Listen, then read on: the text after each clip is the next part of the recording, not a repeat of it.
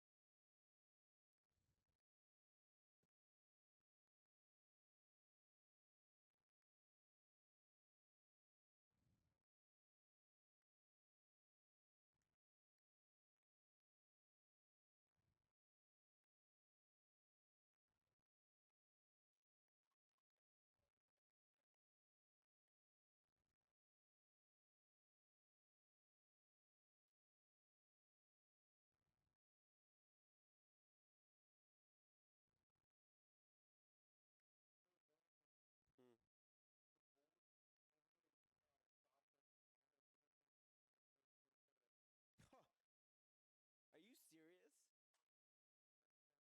That's so stupid.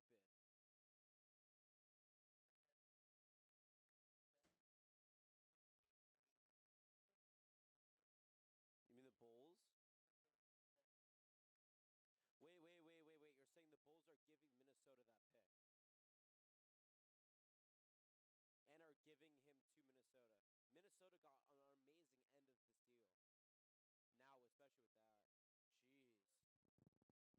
Now, especially with that. Jeez. Well, if they didn't give away that pick, it would have been a decent deal. But now if they're giving away that pick, not a chance.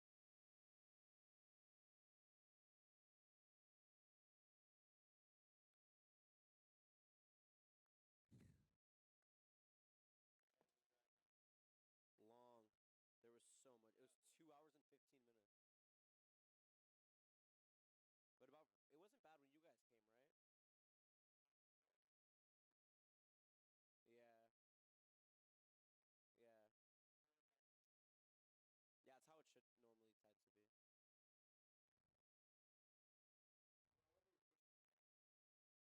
normally tend to be.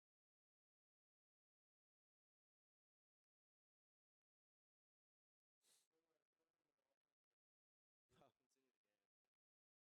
Bro, this game is take. Keith is about to win though, so it doesn't even matter. No, don't go yet. It's his turn, but don't go.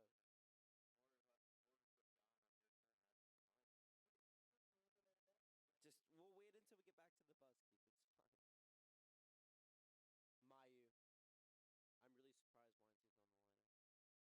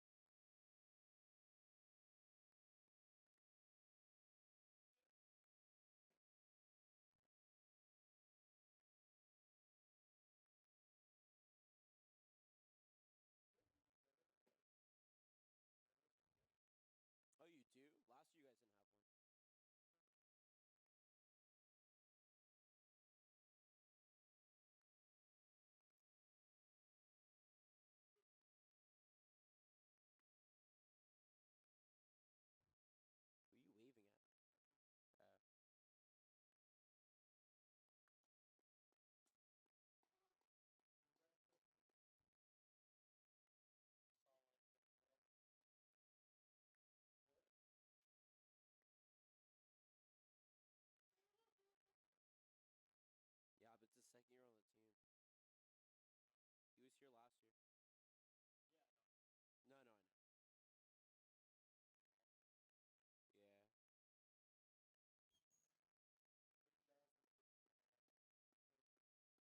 Harry Styles. No, he's a power forward. He'll back up. He'll back up. What's his face? Um, you know that guy, Nurkic.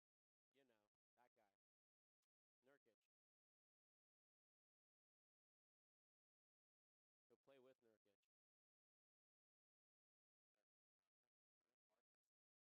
Harkless is too small. Harkless like 6'7". Yeah, he is. He plays. He's not that big. 6'7", 6'8". He's not big enough to play power forward center. You know they round up Jonah.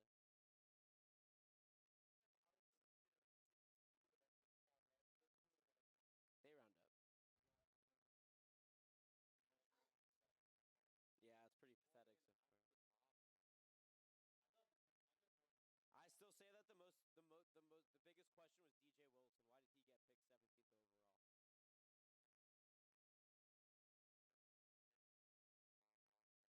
17th overall? In like the last couple years, yeah. Everybody's heard about the Jimmy Butler trade. The unborn babies that are getting born at the second have heard about the Jimmy Butler trade. Actually, we have 27. Jordan Bell, if the Spurs don't take, or if they don't, the Spurs will take him.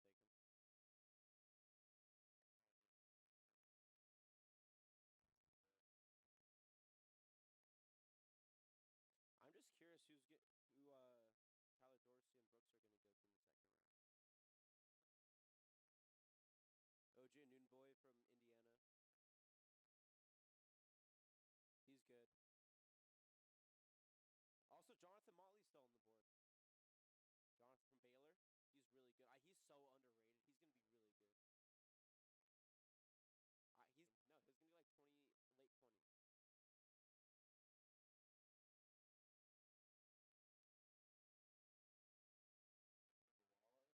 like late 20s.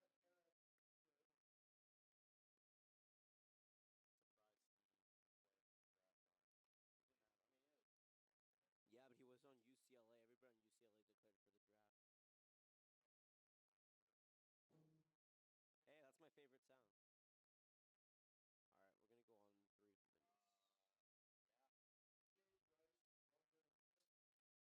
on 3 minutes. Yeah.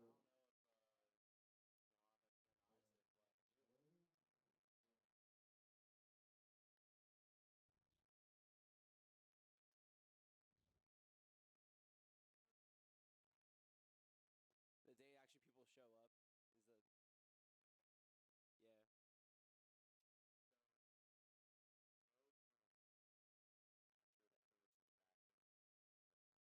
It's a pick-off attempt, yes. Yeah.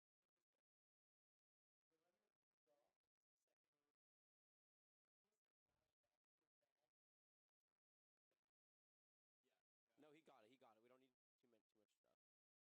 Because he doesn't know second.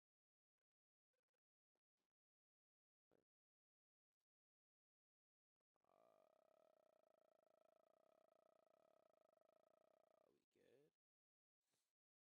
Bueno. Memphis. Wait, what's the next?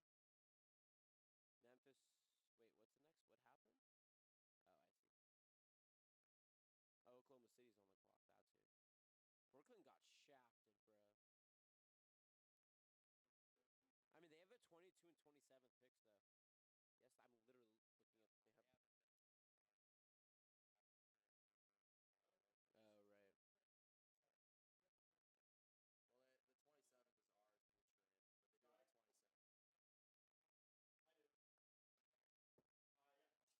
Yeah. No. Plays off and it says they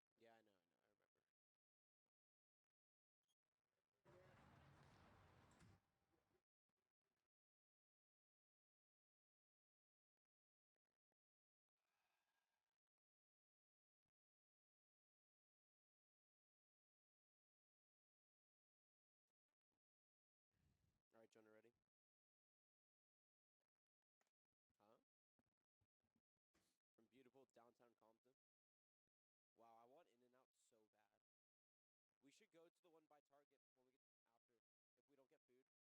Gabe. It's work day, who cares? Okay.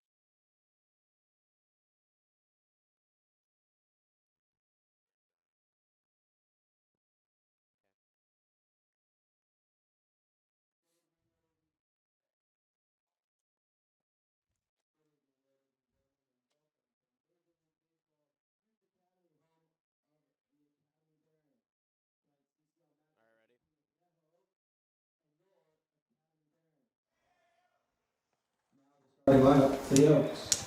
Leading off from center fielder, number 4. Live from MOB Urban Youth Academy, it's Oaks Baseball on KDTV, simulcasted onto YouTube. Welcome everybody to the second road game for the Oaks. They come into today's matchup 11-4 overall, 7-4 in CCL. Coming off a loss yesterday to the Academy Barons, 4-2. The Barons come into today's game 3-11 overall, 3-10 in the CCL. He's Jonah Malkin, I'm Jonathan Rifkin, and this is Oaks Baseball. A fun matchup between the Barons and the Oaks is coming your way in just a couple of minutes. But first, Jonah. The Oaks dropped it yesterday 4-2. They tied up the game 2-2 in the bottom of the 8th, and the Barons responded with 2 runs in the top of the 9th. Closing out games has been a big problem for the Oaks this season. What do they need to do to finally start being effective down the stretch? Well, I mean, I think the first thing is for the Oaks yesterday, closing out the game wasn't really the issue, because at the end of the day, they put themselves in position to possibly make enough stops down the stretch that could have tied this game in the bottom of the 9th with an opportunity to win it. But instead, after Weinstein delivered on his heroics, they kind of all froze. They're excited about the tie, and so they gave up a couple hits down the stretch and ultimately lost 4-2. So I think for them, the important thing is generating hits, because we've seen the potency of this offense, and when they get cooking, they're a tough team to stop. So I think just earlier on, they have to be able to generate enough hits, especially in a tough road game. We know you may be watching the NBA draft, but we hope you're watching Oaks Baseball along with the NBA draft. It's been a fun one thus far, and some fun night baseball. 7 o'clock start time here from MOB Urban Youth Academy. Coach David Solis's squad looking to come off of a loss yesterday as Joey Garcia and Ken Landrew, the bench coach for the Oaks and the head coach for the Barons, walk back to their respective benches. It's going to be an interesting one, Jonah, as you talked about. Just closing out games has been quite an issue, but over the last 2 games, offense hasn't been there either. Only 16 combined hits between the last 2 games, the game against the Saints where the Oaks won 7-1, and yesterday against the Barons when they lost 4-2. And that's coming off a bunch of performances where they've hit 12 to 15 hit games. What do you think has been the reason behind some of these lackluster offensive performances, and especially early on in games? Yeah, well, I think they like to take some time to get settled into these ball games. You talk about not getting much production out of your starters, or at least the first couple guys in the top of the order. You know, yesterday, Beam flew one out to center. Weinstein was able to deliver, but then a ground out followed by a fly out from Mayu and Cockrell. Then in the second inning, it's the same thing, and I think one of the issues that they've struggled with is facing pitchers that they haven't seen for the first time, because normally when they get accustomed to seeing these pitchers, they start to understand where these pitchers like to locate and deliver those pitches. So I think it's just going to come down to their willingness to stay patient in the box, because when they see pitches that come right in the strike zone that they know they can swing and take big swings on, that's where they get into trouble. So if they can just stay patient in the batter's box, regardless of the setting or the timing or who they're playing, they should give themselves a better chance to win and, consequently, generate more hits in today's game. Patience is key here. We're going to hit a break. When we come back, the national anthem, starting lineups, and, of course, your first pitch. We're watching Oaks Baseball on KDTV, simulcasted onto YouTube. Oaks and Barons right after this. Don't go anywhere.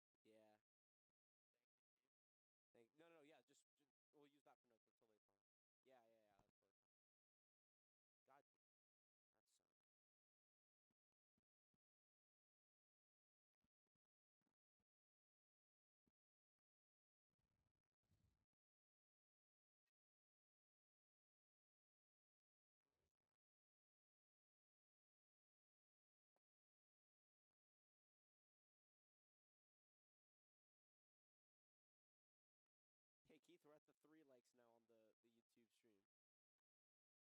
5 is our record. All right, I'm gonna bring it back into the starters. Do you guys have like walk up? Is there any music or anything you guys play for any of this? But it's not working. Is there a gain on the speakers? Is there gain on the speakers? Because it might be too high. Oh, okay. You're telling me that the MLB built the stadium and didn't integrate speakers? Jesus. Yeah, I'm keeping track. That's a good pick for them from Texas.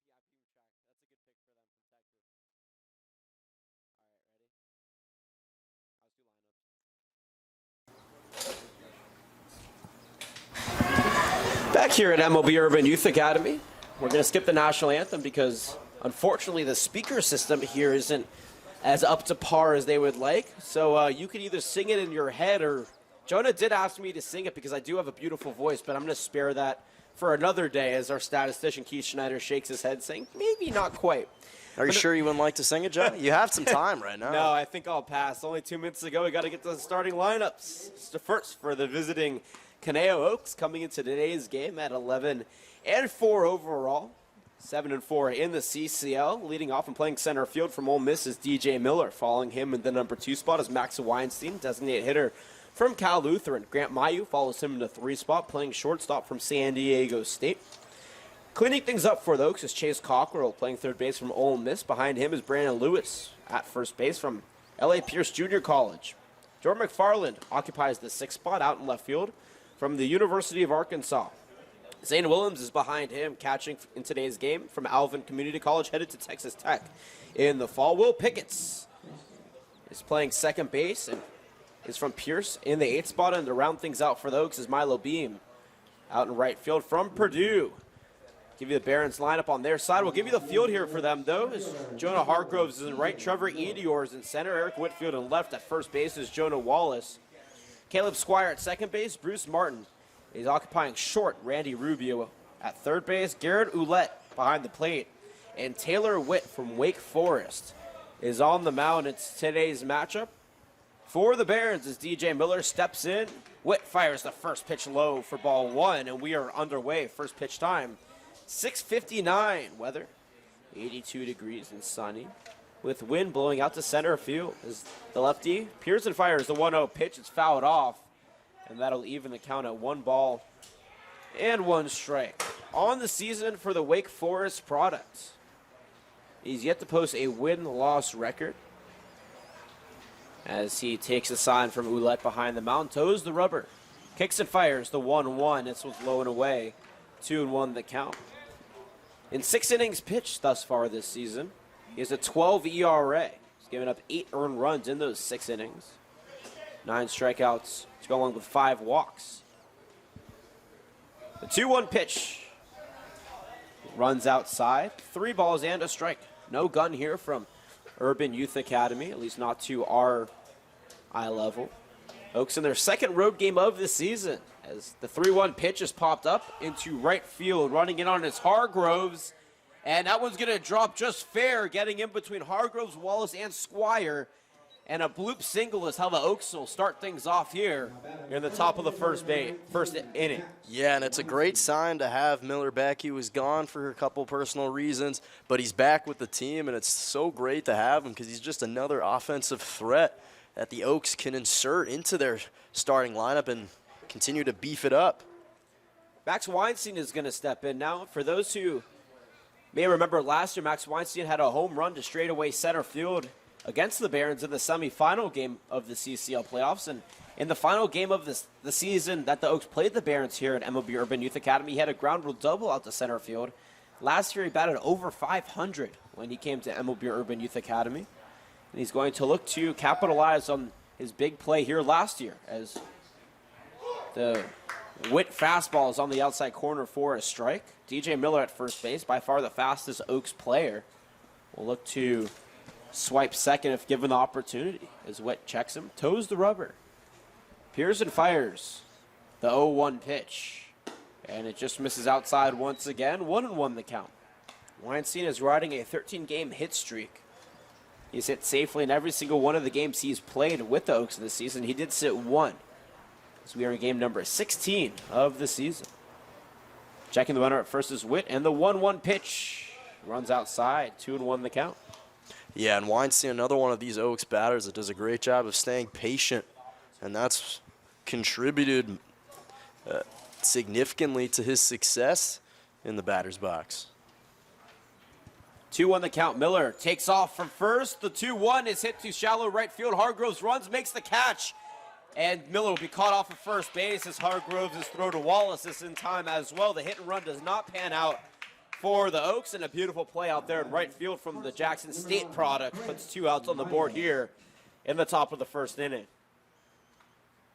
We'll call that a fly out to right and a throw out to first. So F9-3 for those keeping score at home is the call. And that'll bring up Grant Mayu from San Diego State, playing shortstop in today's game, and he takes a curveball inside for ball 1.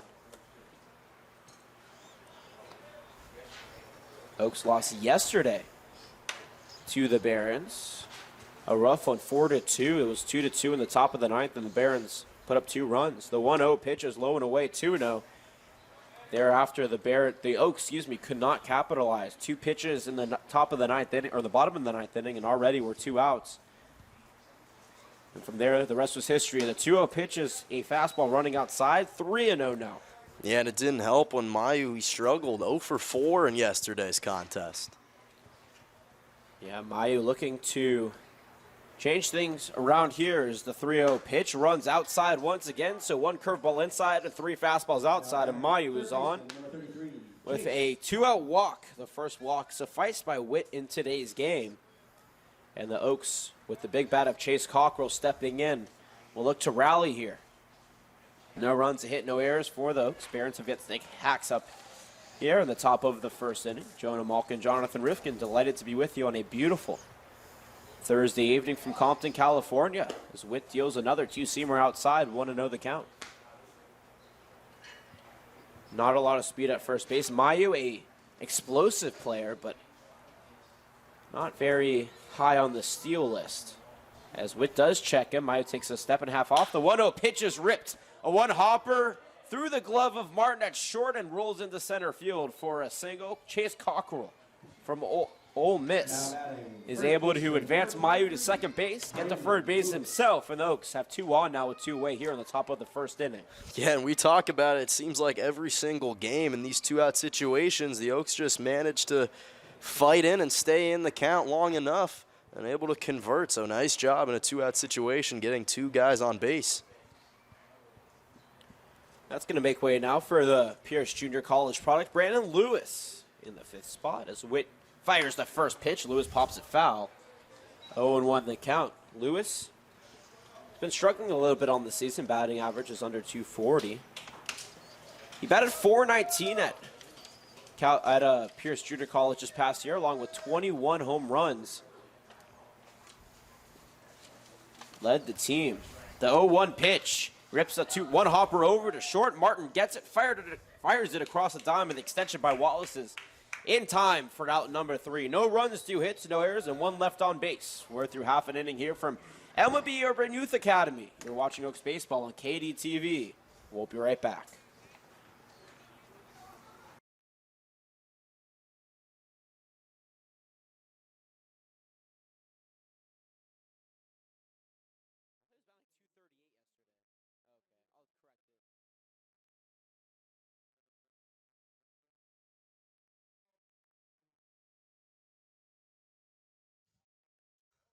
Just yell it really loudly.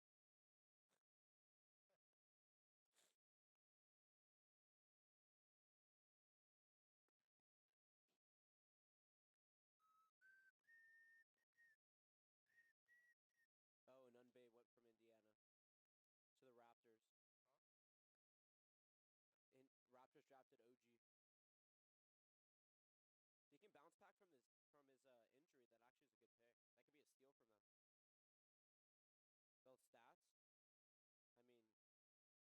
That could be a steal from them. Those stats? I mean, probably. Wait, Lanning has only pitched against the Foresters this season, right? I can just go back and find it. 3 innings, 4 hits, 2 runs, both earned, 3 walks, 3 strikeouts. 3 innings, 4 hits, 2 runs,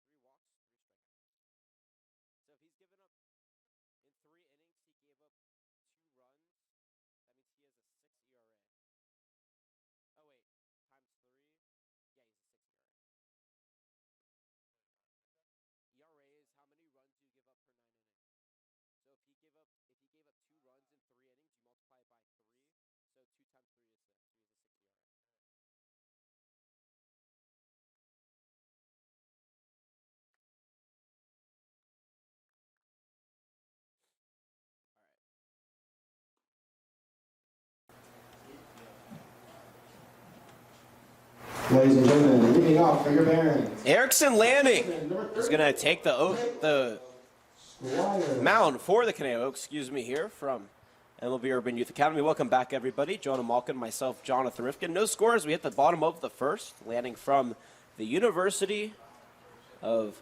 Texas Tech University, I should say. Has a 6 ERA in 3 innings pitched. He's given up 2 runs in those 3 innings, 4 hits, 2 walks, 2 strikeouts against the Foresters last week. The first pitch into Caleb Squire is taken inside for ball 1. Squire out of Barstow Community College is undecided where he's going to head in the fall, but in his second year with the Barons, he is playing pretty well. The 1-0 pitch is another fastball, this one also inside. 2-0, and a little tip from our counterparts here for the Barons is the 2-0 pitch is a fastball, 1 hopper over to first. Lewis is going to take it. Actually, no, it's going to be bobbled by Lewis over there at first, and that'll be an error by the first baseman, Brandon Lewis. That's his second error of the season. He had one at third base a couple games ago as well. So count that as an E3 and a runner at first base now in Caleb Squire, who we just got word is headed to Arkansas State. He committed a couple days ago. So from Barstow Community College to Arkansas State, playing with the Red Wolves in the fall. Trevor Edior is going to step in now. The center fielder from Yavapai Community College. With a runner at first base and nobody away, Lanning deals inside for ball 1. By the way, for Erickson Lanning at Texas Tech this last year, 3.12 ERA, 3-1 record in 17 appearances. In 40 and a third innings pitch, he struck out 18 and walked 17 as the 1-0 pitch is fired in there, cut on a miss for strike 1. 1-1 the count. Yeah, it's sure nice to see him back on the mound. It's been a while, as you mentioned. Just the last time he played was against the Foresters, and Solis finally, with his full rotation of pitchers, utilizing and trying to maximize each one of them in these crucial CCL contests. And folks, until today, we're missing one player in Miguel Salud, who joined the team on the bus this morning as the 1-1 pitch is below the knees for a ball. 2-1 the count. Runner at first, nobody away. 2-1 the count to the Yavapai Community College product. In his third game against the Oaks. This is the third time these two teams have played each other in the season. As the 2-1 pitch is a 2-hopper to Mayu at short. He'll underhand it. No, he's going to take himself at second. And that'll be it, as Edior is able to beat out the possible throws. So that'll be a fielder's choice unassisted 6. And there's still a runner at first, but this time with 1 away here for Jonah Hargroves from Jackson State. Unbelievable talent in the SWAC. He was an all-SWAC preseason All-American. Ended up struggling a little bit in the regular season, however, only batted .243.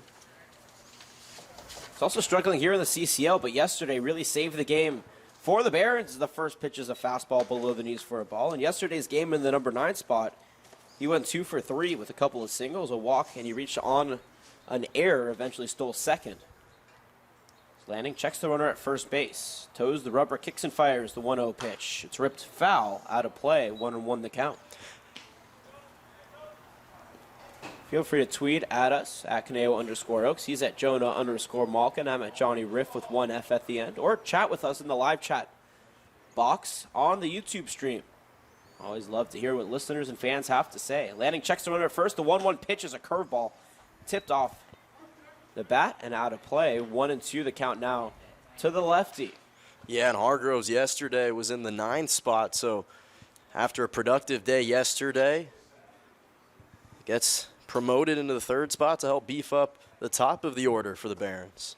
Oaks in their baby blue uniforms. As the 1-2 pitch is a 2-hopper to Pickett's at short. He'll toss it to Mayu over at second. Back to first in time for the 4-6-3 double play. We're going to leave it there as the Oaks are able to turn 2. No runs on no hits, an error, and nobody left on base for the Barons. We're through 1 full here from MLB Urban Youth Academy. No scores. We hit the break. You're watching Oaks Baseball on KDTV. We'll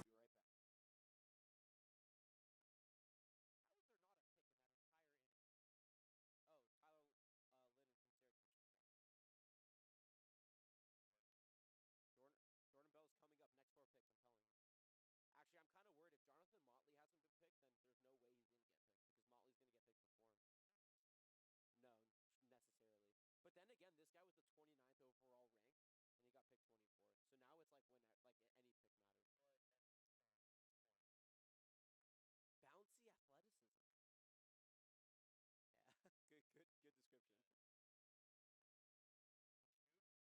He lacks the strength to guard fours and lacks the quickness to guard wings. He can be a bit one-dimensional as well. He's a rim-dominating power forward. So he's like a traditional power forward. He can't stretch the floor. He was number 6 of power forwards overall, though. Magic on the clock. No, 23rd? Oh, so it's not Magic. No.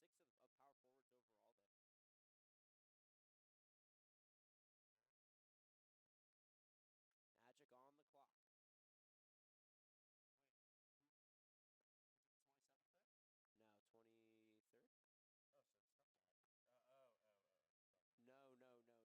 pick, 25th. I hate when my sister texts me.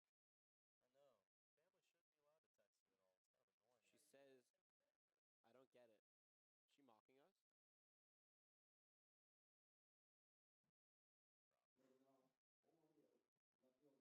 us? Six, Jordan McFarland.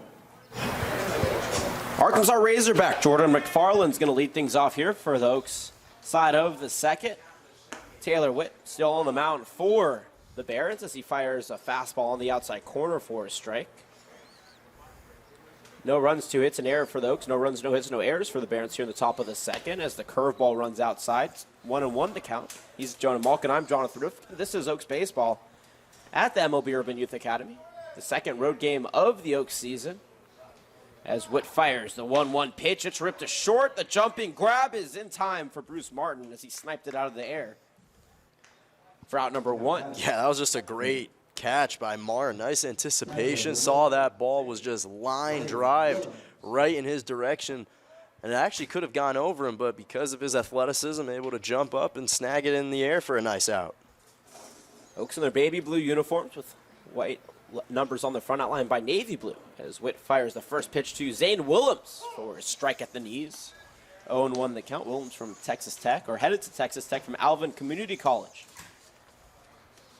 Finishing off the Oaks uniform as the 0-1 pitch is dealt in and popped foul. 0-2 the count.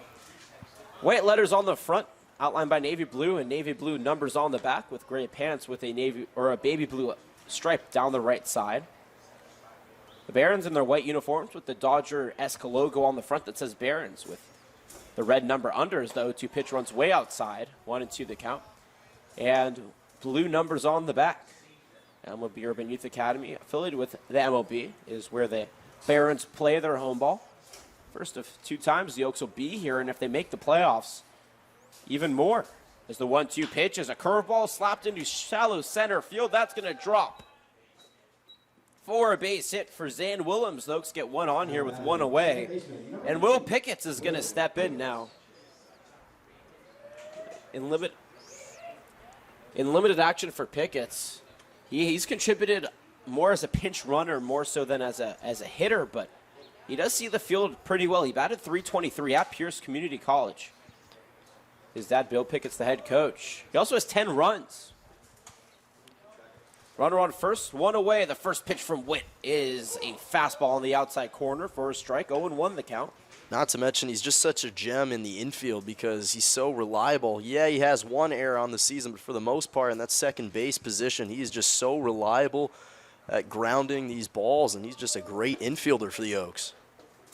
Witt checks the runner at first. The 0-1 pitch is low and away for ball 1. 1-1 the count.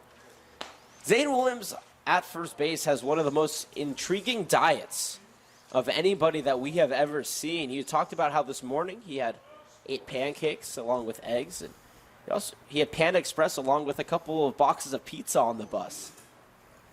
The 1-1 pitch to Pickett is outside. Coming up is Ouellette, but nothing doing for Willems, who doesn't really possess any sort of speed that would threaten the Barons on the base pass.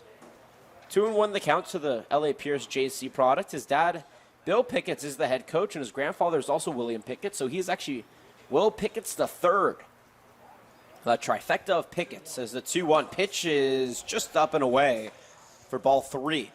Yeah, and going back to Willems, you could say he perhaps had a sodium rush as he crashed quite quickly and comfortably on the bus after eating an enormous amount of food. Yeah, but he is effective in the game nonetheless, and if it works, it works. That's the saying. If it ain't broke, don't fix it. 3-1 from Tyler Witt. Skins the outside corner, and that'll bring the count full now. 3 balls and 2 strikes. Picketts yesterday had the game-losing error for the Oaks at second base. Threw a ball off the bag that allowed 2 runs to score. That eventually allowed the Barons to hold on and win the game 4-2. That was in the top of the 9th. Witt deals the 3-2 pitch. It's swung and fouled back. And we'll do it again at 3 balls and 2 strikes. Late start here from Urban Youth Academy. Original game time was 5, then it was 6, and then they moved it to 7 2 days ago. This is game 3 of the Oaks 8 games in 8 days marathon. So far the Oaks are 1-1. As the 3-2 pitch runs outside for ball 4. So after McFarland lined out to short, Zane Williams got a single, and Will Picketts draws a walk. The second walk on the day for Witt, and the number 9 man, Milo Beam, will step in. Led off in yesterday's game.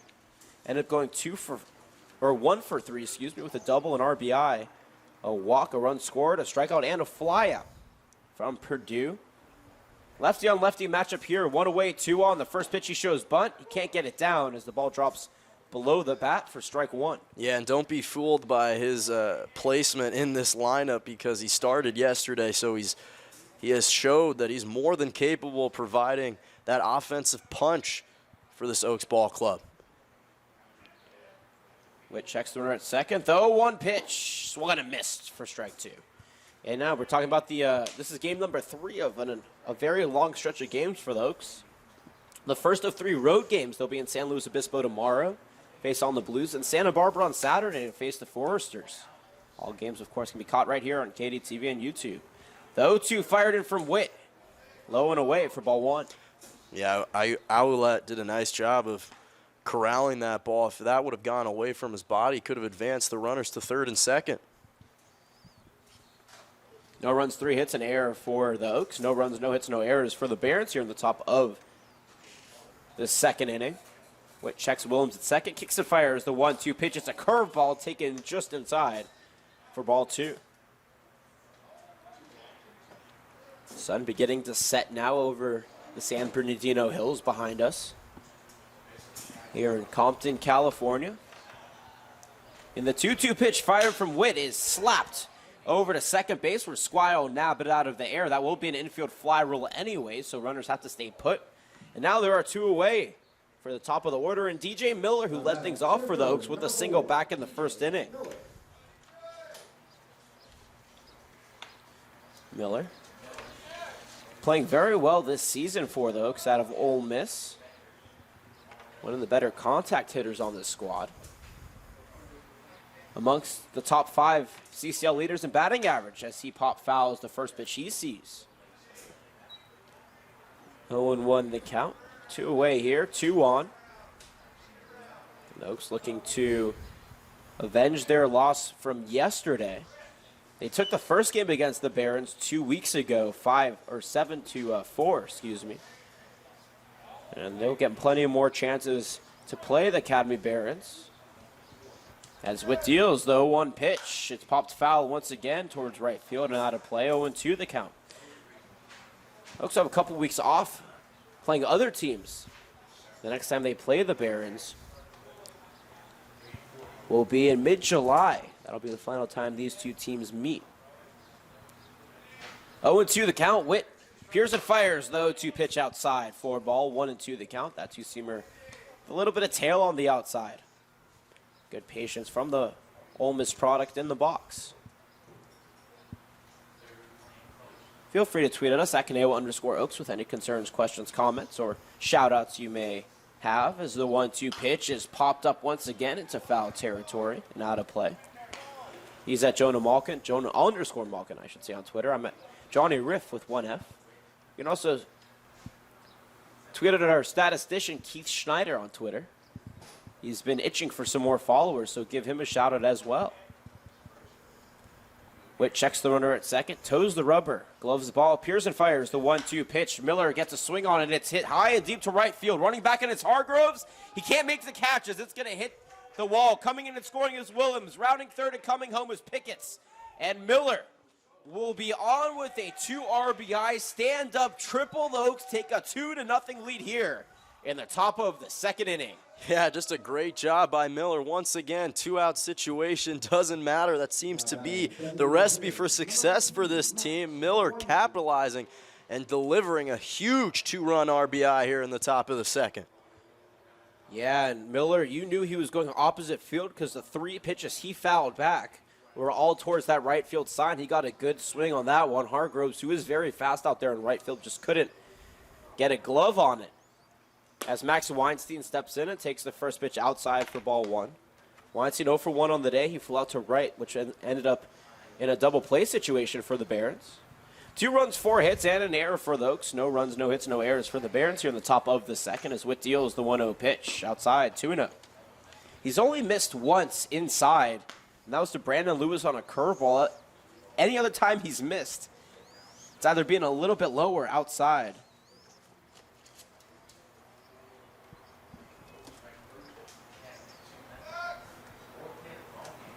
The 2-0 pitch is slapped over to second. Caleb Squire gloves it and tosses it over to first base in time for finally the 3rd out of the top of the second. But nonetheless, the Oaks strike for 2 runs on 2 hits, no errors, and 1 left on base. We're through 1.5 here from the MLB Urban Youth Academy in Compton, California. The Oaks lead at 2-0. You're watching Oaks Baseball on KAD-TV, simulcasted onto YouTube. We will be right back.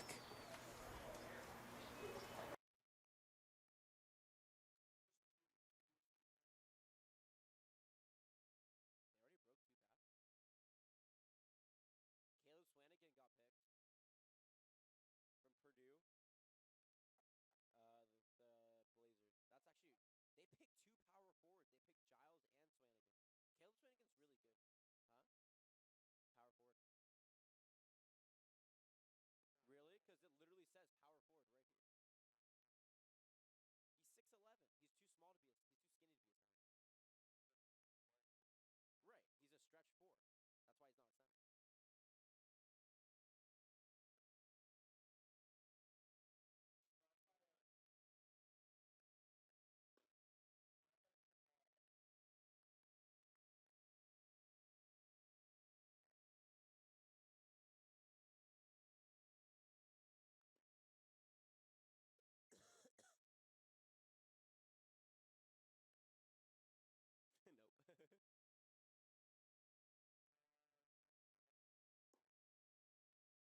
Oh, there's a bird.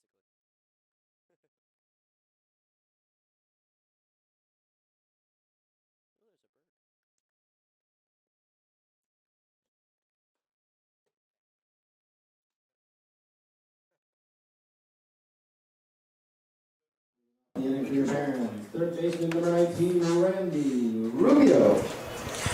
Randy Rubio in the number 4 spot will lead things off here for the Barons, half of the second inning. Welcome back, everybody. He's Jonah Malkin. My name is Jonathan Rifkin. Oaks up 2-0 here at MLB Urban Youth Academy. Randy Rubio from Merrimack, California University plays NAIA ball there. Looking to turn things around here for the Barons early as they dropped down below the Oaks. Now 2-0 the score as the first pitch from Erickson Lanning is outside. 1-0 the count.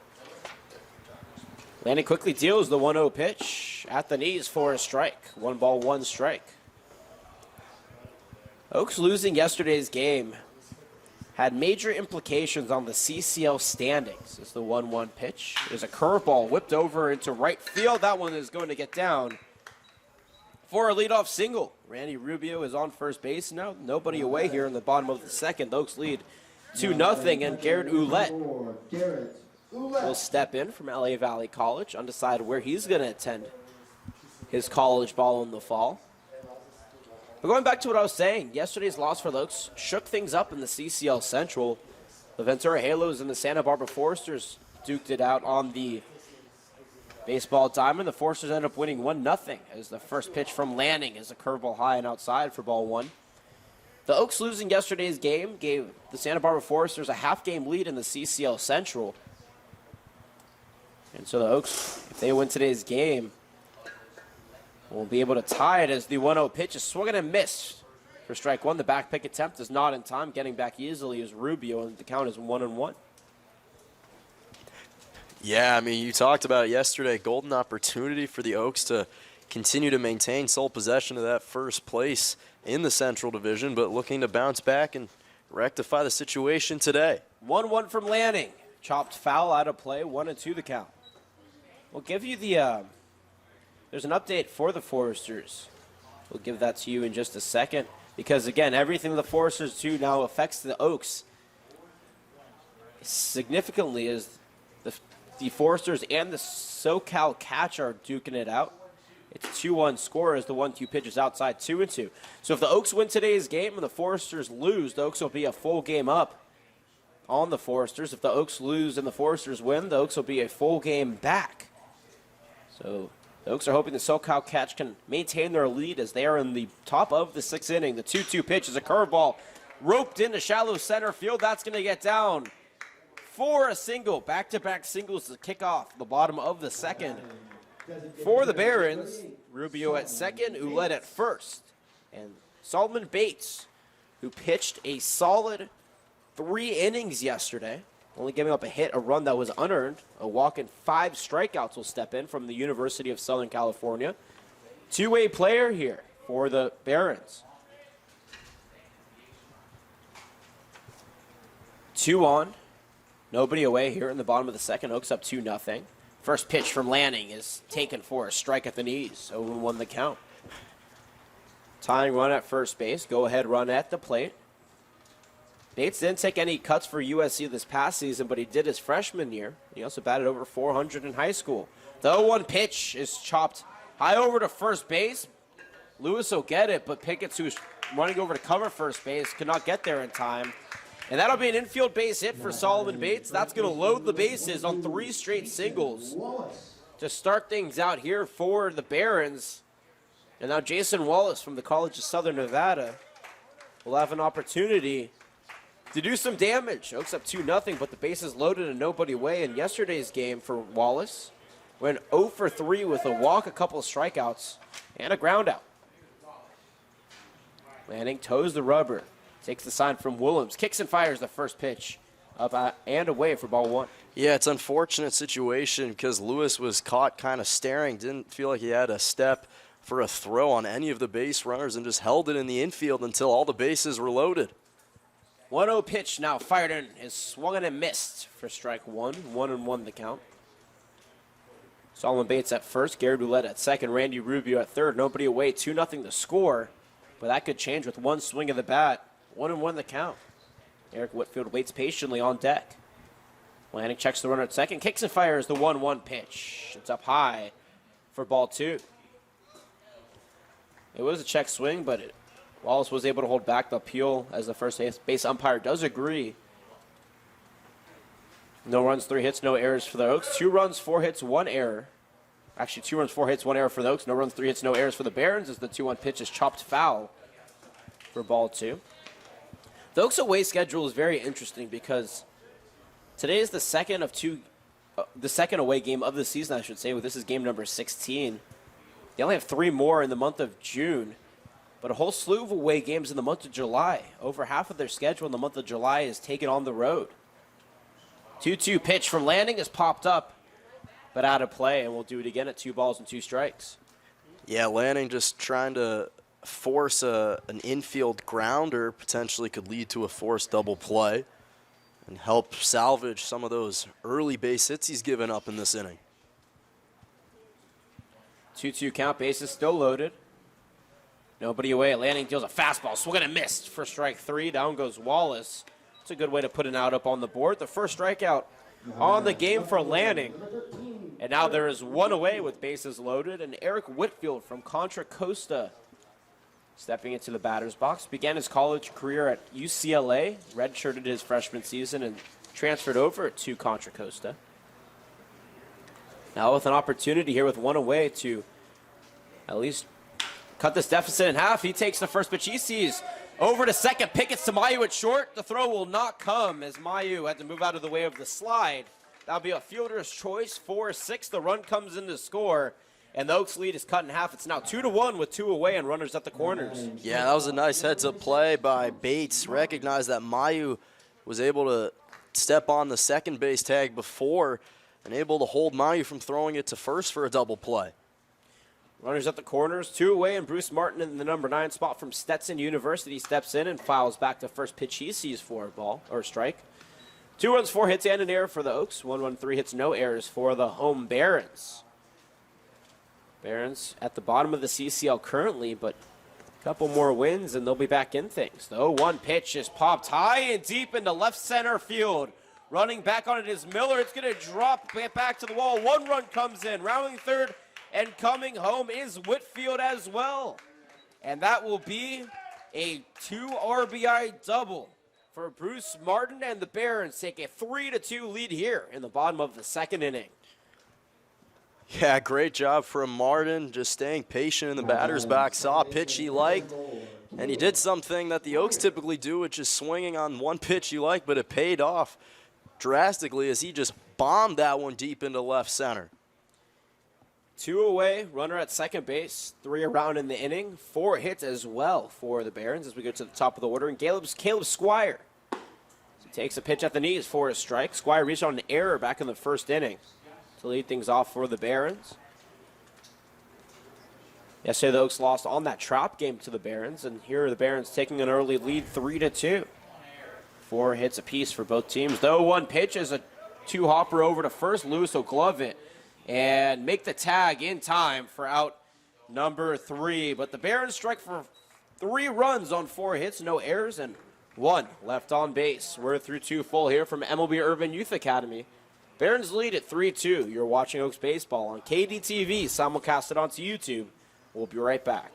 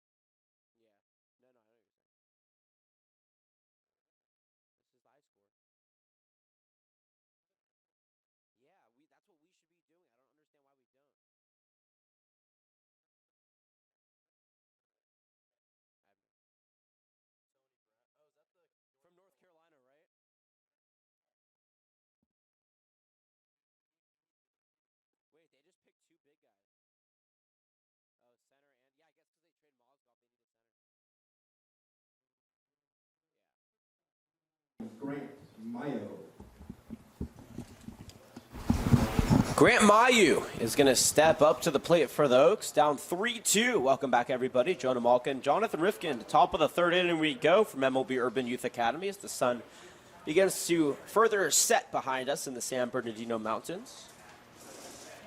Still on the mound, pitching the first pitch low and away for ball 1 is Taylor Witt in his third inning of work. Mayu on the day 0-1, excuse me. Actually, no, he was just walked, so 0-0. So 1-0 pitch is chopped foul towards third base. No, it's going to get just fair as gloving it is Rubio, and he makes the toss over to first, but Wallace can't glove it, but it's going to be an error on the third baseman, Rubio. And Mayu is on with a leadoff Now batting, third baseman, number 33. error, I guess you could say, forced, and now the Oaks have a leadoff base runner, which is important because he represents the tying run here in the top of the third inning. Well, also it's important just because they just gave up 3 runs and gave up the lead, so it's ideal if you can quickly establish yourself in the next inning generating hits to try and salvage that and respond in your own way. Stepping in is Chase Cockrell as he takes a pitch low for ball one. 1 for 1 on the day is Cockrell. He has a single, but he was stranded on first back in the first inning. 3-2 our score here as the 1-0 pitch is fired in from Witt and pops back against the screen. 1-1 the count. 3 runs, 4 hits, and an error for the home Barons. 2 runs, 4 hits, and an error for the visiting Oaks. Oaks will be on the road tomorrow in San Luis Obispo to take on the Blues. 6 o'clock first pitch, set 5:50 pre-game for that one from Sinsheimer Stadium. As the 1-1 pitch, Mayu goes. The ball is low and away for a ball that was actually swung and missed by Cockrell, but nonetheless, Mayu slides in safely with the stolen base, his first of the season. Not a lot of speed, but a good jump and a bad pitch. Yeah, nice heads-up play from Mayu. Saw the long patience on the mound from Witt and found time to run. 1 ball, 2 strikes. Man on second as the pitch goes way outside. Good diving stop by Ouellette. And that'll even the count at 2 balls and 2 strikes.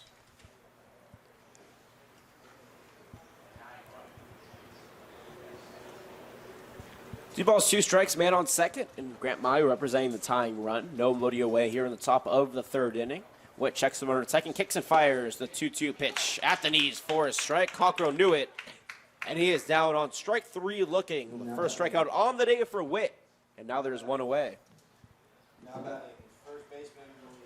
And yeah, Witt's done a nice job of changing the location of his pitches, mixing and matching the inside-outside curveball. Fastball upstairs, and that time just caught Cockrell looking for his first strikeout. 1 away, runner on second, and Brandon Lewis 0 for 1 on the day, stepping up as he pops the first pitch he sees over to right field. Hargroves will start to chase it down, but wave it goodbye as it gets out of play in foul territory. 0-1 the count to the L.A. Pierce Junior College product. He was committed to CSUN, but decommitted last week and is now looking for another school to transfer to. Added 419 though with Pierce. Witt checks the run at second. The 0-1 pitch outside. The runner goes. Mayu slides into third, and he's safe. A great move from Grant Mayu from second to third on the jump. A low pitch outside, and Mayu with his second stolen base of the inning and of the season. And the Oaks are in prime position now to tie this game up. 1 away, runner on third, and a 1-1 count to Brandon Lewis. Witt takes a breath, toes the rubber, kicks and fires. The 1-1 pitch, Lewis pops it up over to right field. Hargroves is going to run it down, make the catch. Mayu test arm as the throw comes in. Nope, he's going to take a step back. It's a beautiful throw from Hargroves out of right. Gets the outlet on a hop. That would have hosed Mayu, and he made the right decision staying back. 1-2 away now for Jordan McFarland. He's 0 for 1 on today's game. Looking to try to not leave that runner stranded on third base. Runners left on base has been quite an issue for the Oaks, especially in scoring position. Hargroves made a great play out there in right, chasing down that ball and throwing it over to home in one motion. Witt kicks and fires the first pitch in the dirt. Good block by Ouellette behind the plate for ball 1. Yeah, Hargroves was just storming in the infield when he made that grab, or just on the shallow end of the infield, and launched that one right into Ouellette for a beautiful throw. 1-0 the count as Witt Pearson fires the 1-0 pitch. It's chopped over to third. Running on it is Rubio. He'll make the catch. Fired over to first in time to nab McFarland for out number 3. No runs on no hits, 1 error and 1 runner left on third base. We're headed to the bottom of the 3rd inning, 3-2 our score. You're watching Oaks Baseball on KDTV, simulcasted onto YouTube. We will be right back.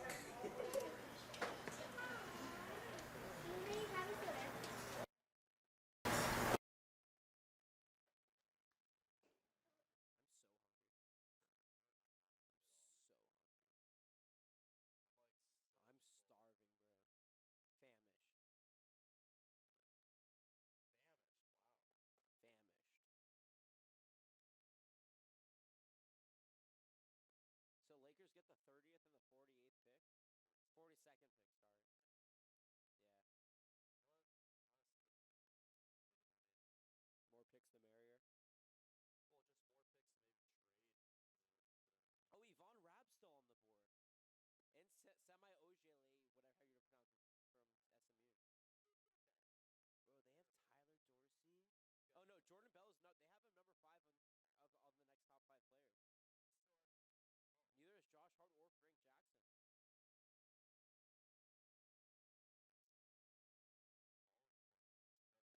I mean it doesn't. But you don't know until they play. No, I know, but you see how they play when plays break down.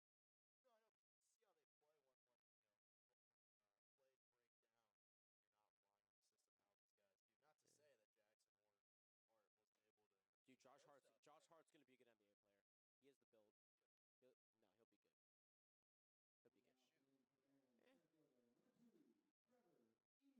He has the build. He'll be good. He'll be good. Trevor Edior leads things off here for the Barons half of the third. Welcome back, everybody. Jonah Malkin, Jonathan Rifkind. Happy to be with you in a close one. 3-2 the score as Erickson Lanning is back on the mound for his third inning of work and fires in a strike. Edior on the day, 0 for 1. Grounded out into a fielder's choice over to short his first time up as Lanning deals the 0-1 pitch. Just below the knees for a ball. 1 ball and 1 strike. Barons out of the CCL South. Oaks out of the CCL Central duking it out here at MLB Urban Youth Academy. Lanning kicks and fires the 1-1 pitch. A curveball popped up over the right side. Running back on it is Lewis Pickett's and Beam, and Will Pickett's the second baseman eventually makes the grab for out number 1. Now batting, right fielder, number 21, Jonah. 1 away here, 3-2 the score. On the bottom of the third inning, and Jonah Hargrove steps up to the plate. He grounded out to a 4-6-3 double play his first time up back in the first inning. From Jackson State, a very productive player. He was actually projected to get drafted this past year by the Rays in that MLB draft, but ended up not. So he takes a curveball upstairs for ball 1. But if he has another productive year at Jackson State and in the Southwestern American Athletic Conference, I would expect him to at least get a look. Lanning, toes the rubber, comes set, kicks and fires the 1-0 pitch. Another curveball. This one popped as well over the right side. Running back on it is Beam out of right field, and he'll make the catch in foul territory for out number 2. Yeah, and that's one of the reasons why Coach Solis loves having Beam in that outfield so fast. One of the quickest guys on the team, and maybe another player wouldn't be able to track it down, but Beam just so fast in that outfield, able to get underneath it for a nice catch and out number 2. Randy Rubio steps in now in the cleanup spot. 1 for 1 on the day with a single. And a run scored.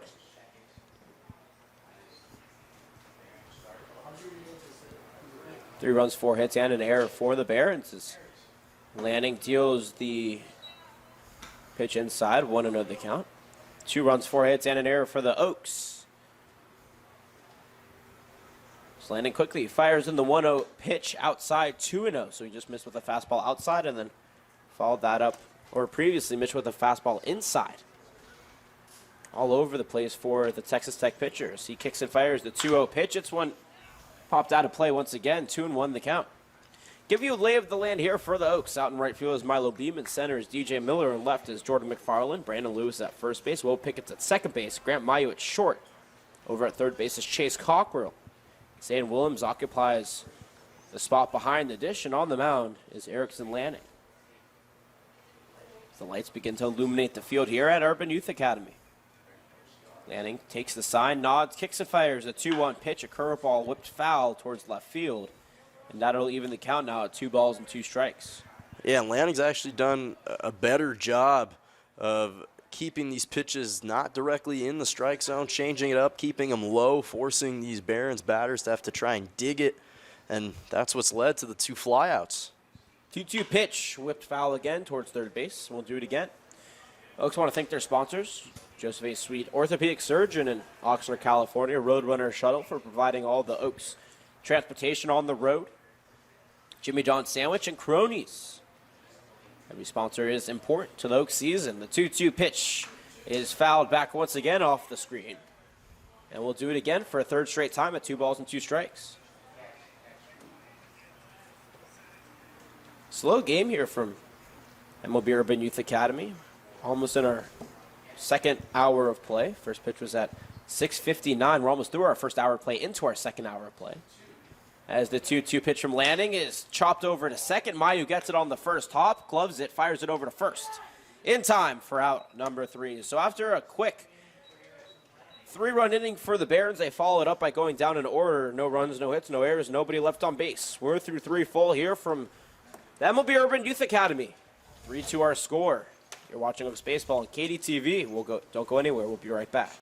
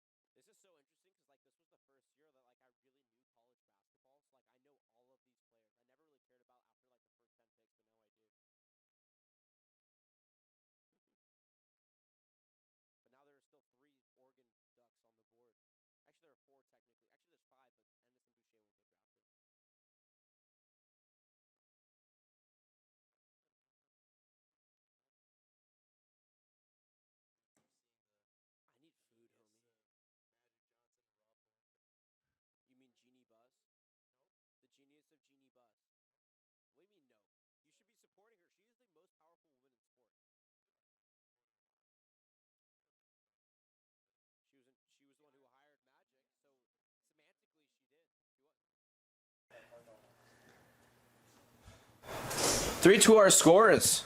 We're back here at the MLB Urban Youth Academy. Barons up over the Oaks. Zan Williams will lead things off here for the Oaks half of the 4th inning. And for play-by-play of the 4th, 5th, and 6th innings, my broadcasting partner, Jonah Malkin. Thank you, Johnny, and welcome everyone into a special Thursday night edition of Oaks Baseball on KDTV as we head into the top of the 4th. And the Oaks down 3-2 on 4 hits and 1 error with Zane Willems coming up to the plate. And he takes that ball on the ground for ball 1. Took a strike earlier, so the count's 1-1.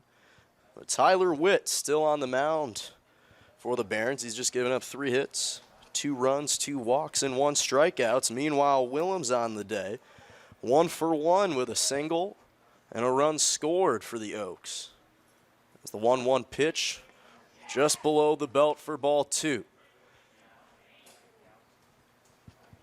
And Willems, as we mentioned, another one of these characters, especially really fun riding with him in the bus. Likes to tell stories and eat tremendous food, as we talked about, and he swings on that pitch for strike 2. As Johnny mentioned, eats, I can't believe it, 8 pancakes, really. That's probably with syrup as well as melted butter in between. But it's paid off here as the 2-2 pitch chopped over the middle, gloved by Martin and tossed over to Wallace for out number 1. So a quick ground out to short brings Willems to 1-2 on the day. Coming up to the plate for the Oaks is Will Picketts.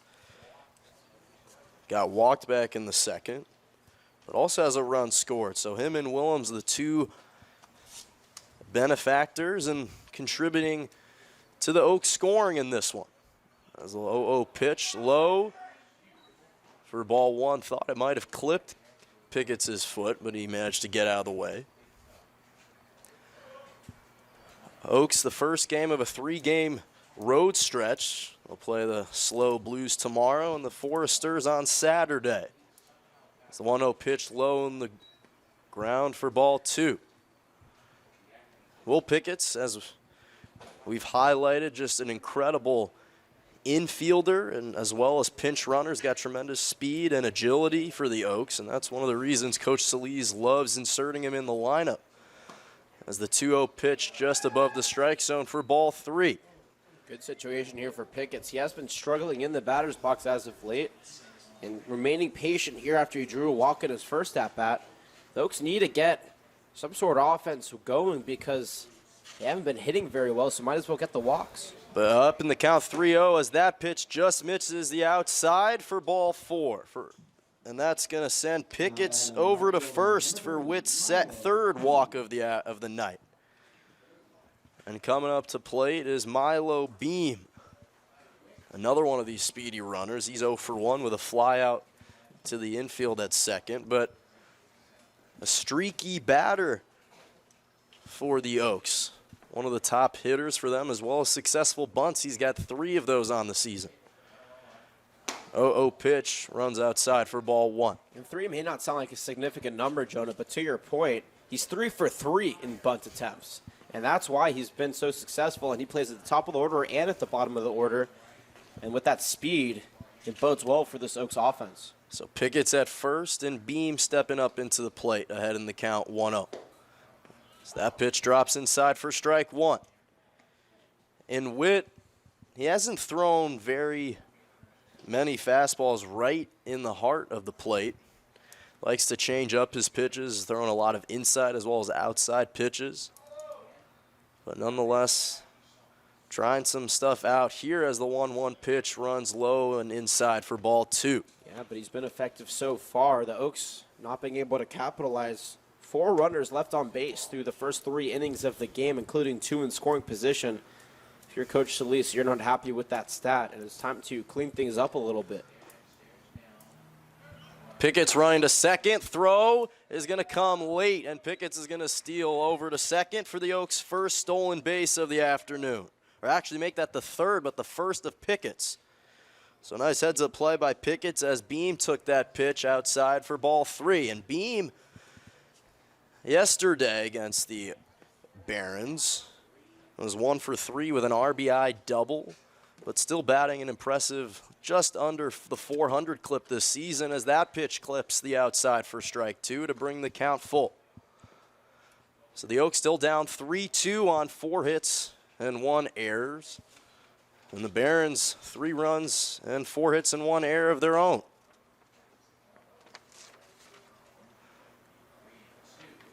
Here comes the full count pitch. Chopped back, and we'll do it again. Pickett's an impressive 3 for 3 on the season with stolen bases. And that ties Jason Oliver for team high. 3 stolen bases as well. But Witt trying to get rid of Beam here in the top of the 4th. 3-2 pitch chopped over to foul territory once again to keep the count at 3-2. And Beam, one of the things that Solis enjoys out of him is his patience in the batter's box. He's one of the few Oaks batters that likes to work his way back in the count.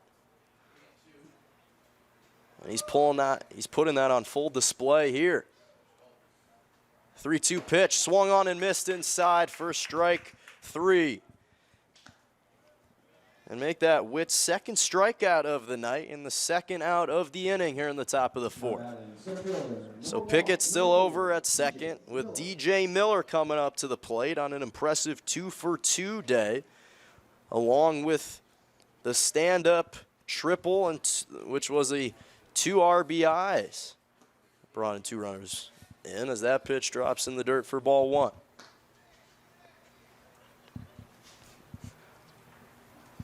Miller, another one of the leading hitters for the Oaks this past season.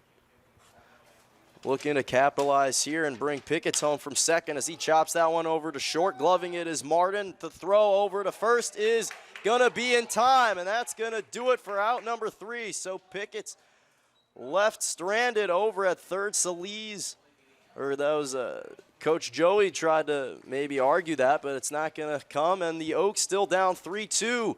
Heading into the bottom of the 4th at MLB Youth Academy, Urban Youth Academy. You're watching Oaks Baseball on KDTV. We'll take a short break.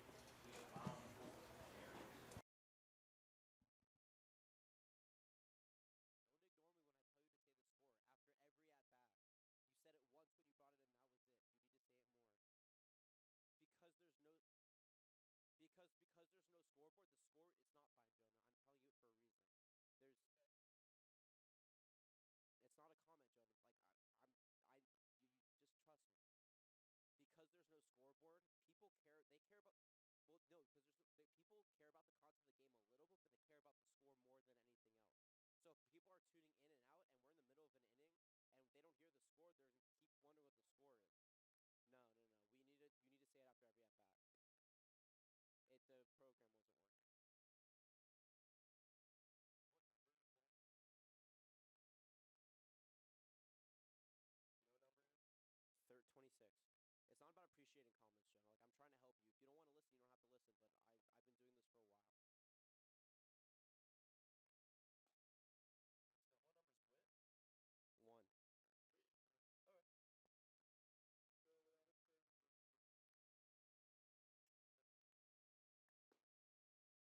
to listen, you don't have to listen. But I've been doing this for a while. One. Frank Jackson got picked 31st overall.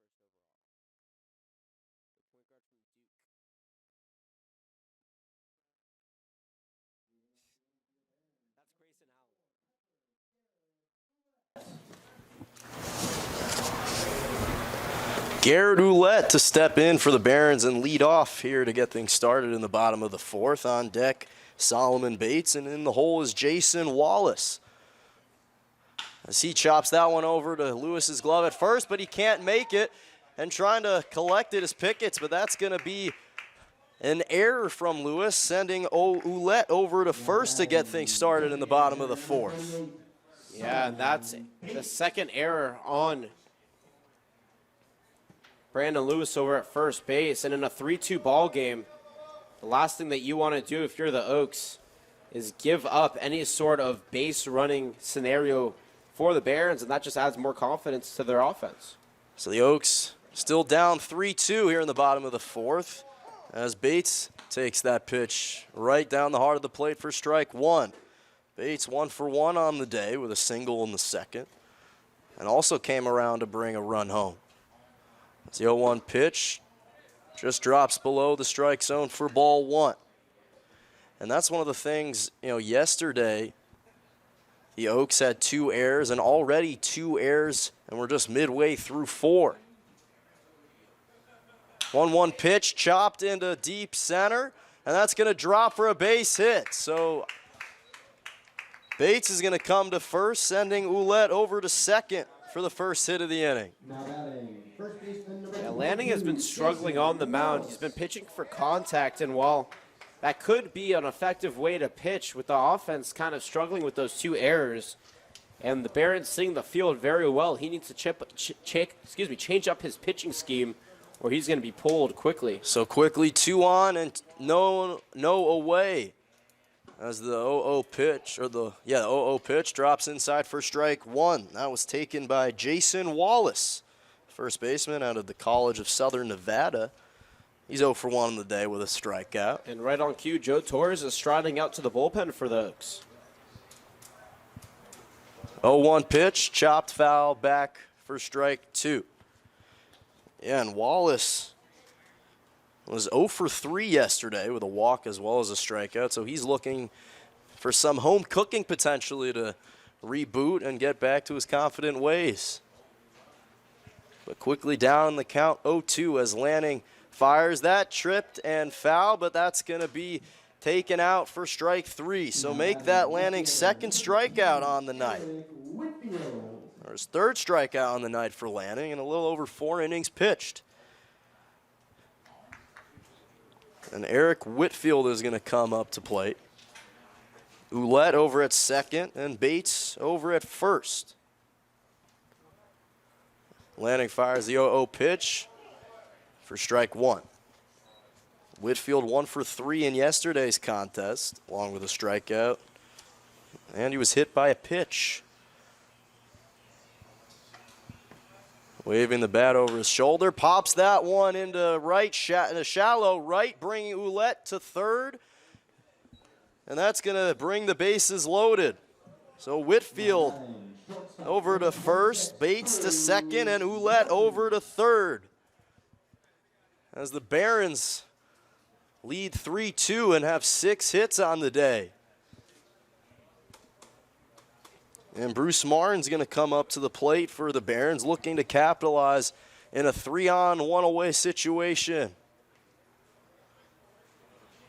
Lanning steps in, chopped into deep center. Running underneath it is Miller. He's going to make the grab, but tagging from third and coming home is Ouellette to put the Barons up 4-2 here in the bottom of the fourth. So sacrifice fly out from Martin brings Ouellette home and brings in the 4th run of the night for the Barons. That will be an unearned run because Ouellette was taken on first base by an error by Brandon Lewis at first.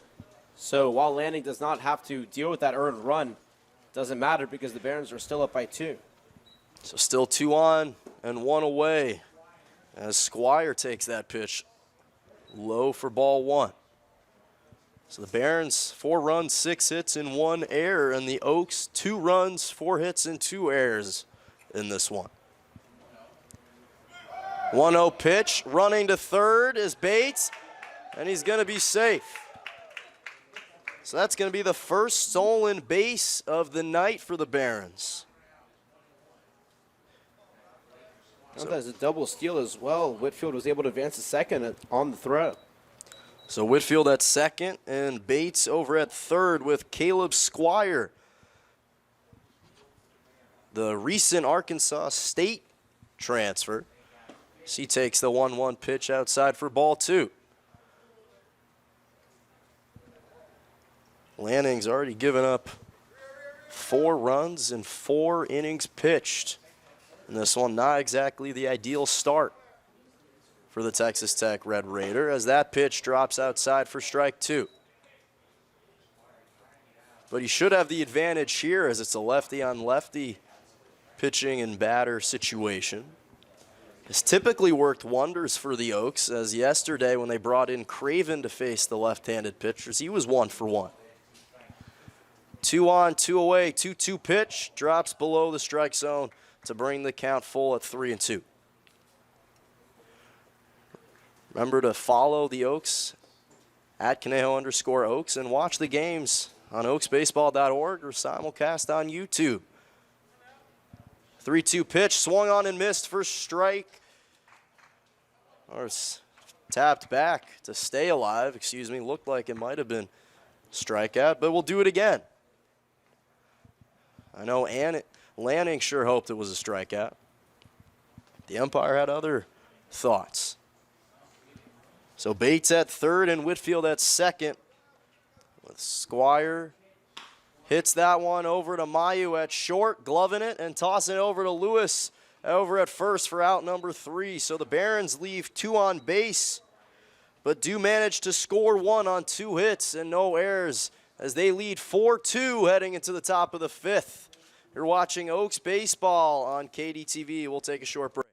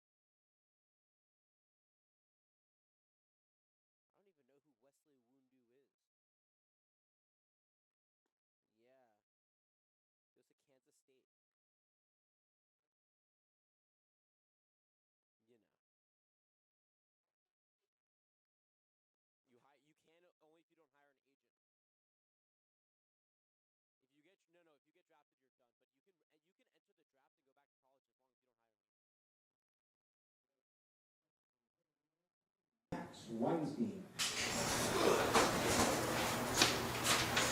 Max Weinstein in the leadoff spot for the Oaks. Grant Mayu on deck, Chase Cockrell in the hole.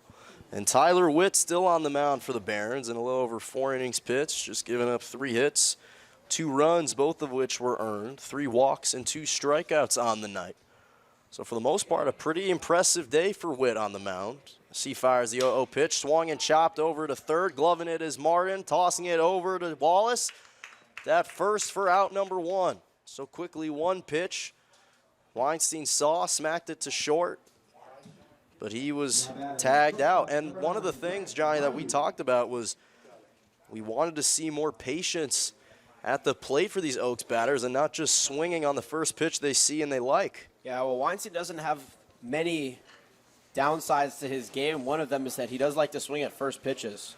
Grant Mayu steps in and swings on that pitch that drops inside for strike one. Oh, that was a nasty changeup. Great way to start off an at-bat. If you're Witt on the mound with the lead at 2 runs, it's hard to complain. Mayu had 2 stolen bases in the last at-bat. He fouls that one into foul territory for strike 2, so quickly down in the count, 0-2. Mayu, one of these Oaks players that was asked to do a lot more after the absence of Frankie Tostado, got drafted by the Giants in the 19th round this year. And one of the things he's been looked to do is contribute a greater role, play a greater role on the offensive end for this Oaks squad. And for the most part, he's done a pretty fine job for the Oaks this season. As the 1-2 pitch chopped into the gap in left. And that's going to be a base hit for Mayu. Yeah, Mayu able to swing around on that one, get a good couple of hops, and Rubio and Martin at short and third could not get their gloves on it. It was able to go through that little gap between short and third base, and Mayu able to get on base for his 3rd time in this game, though he is only 1 for 2 now. Yeah, and actually, it'll be 1 for 2. He got walked as well. So he's been a productive player for the Oaks this game as Chase Cockrell. Oh, Mayu, the pitch is going to run past first baseman, and so Mayu is going to come all the way to second. Yeah, pickoff attempt that just couldn't be handled by the first baseman, Jason Wallace, and that allowed Mayu to get over to second. That should be an error, as it is, on the pitcher, Witt. And that is an easy way for the Oaks to get a runner in scoring position.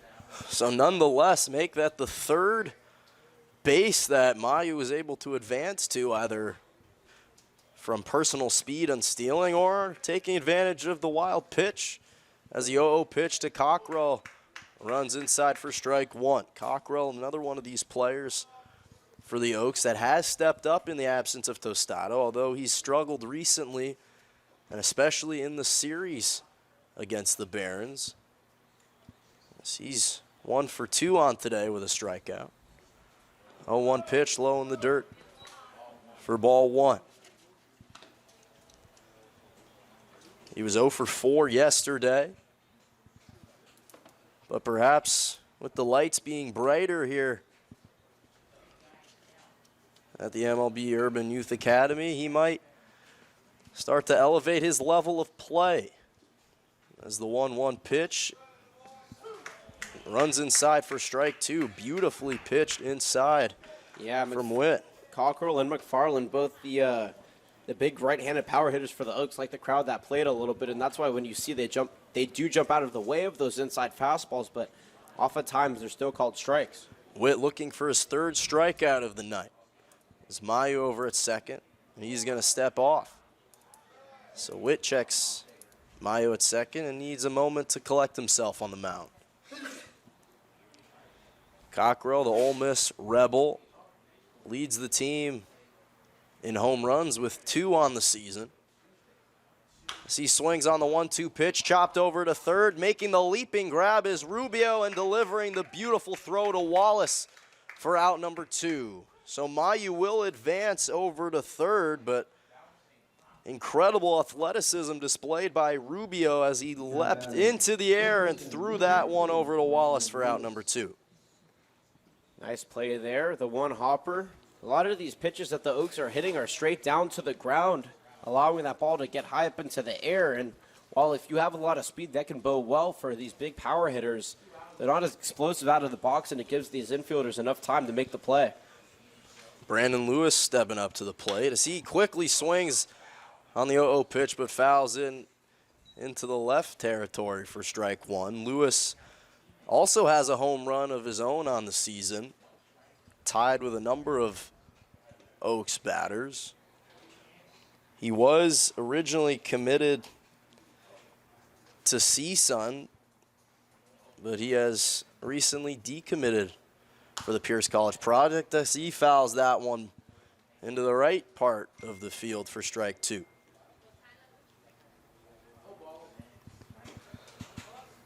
So quickly down the count 0-2 with Mayu over at third.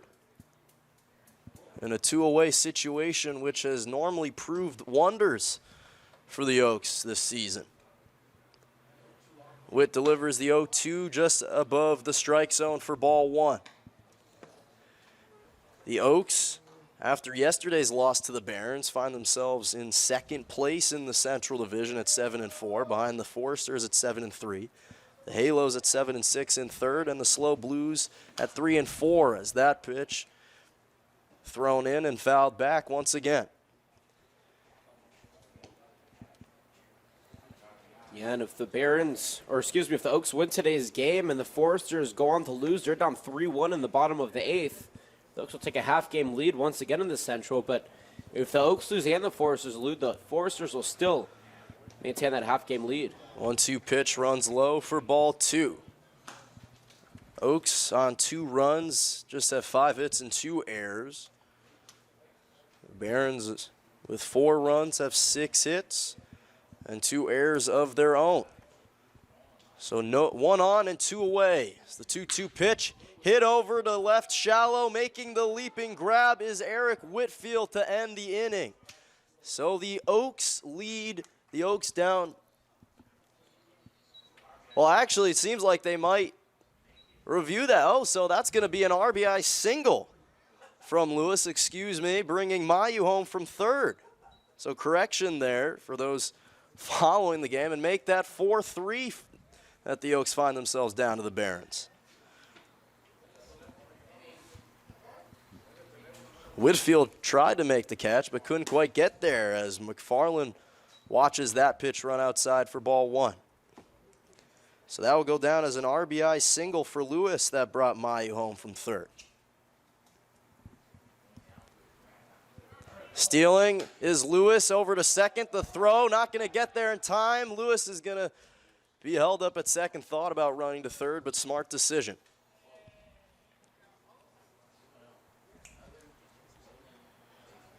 That was the 6th hit given up by the Barons on the day, and the 3rd run.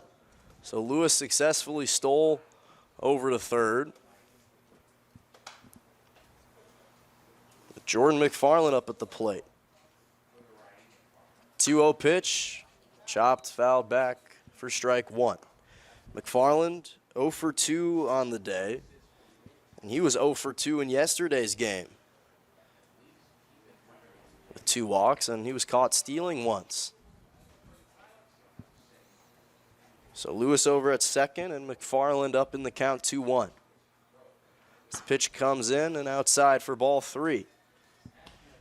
So Witt, after starting off well, just at least in the 1st and the 3rd innings, now finds himself down in the count 3-1. Takes the sign from Ouellette, checks off Lewis at second, and fires the 3-1 pitch that's fouled back to bring the count full of 3-2. McFarland's done a better job at least today, despite the 0 for 2 start, of staying patient in the box and trying to work his way back in the count, although he was up in the count in this one. Another opportunity to tie this game up. The 3-2 pitch is fouled back, and we'll do it again.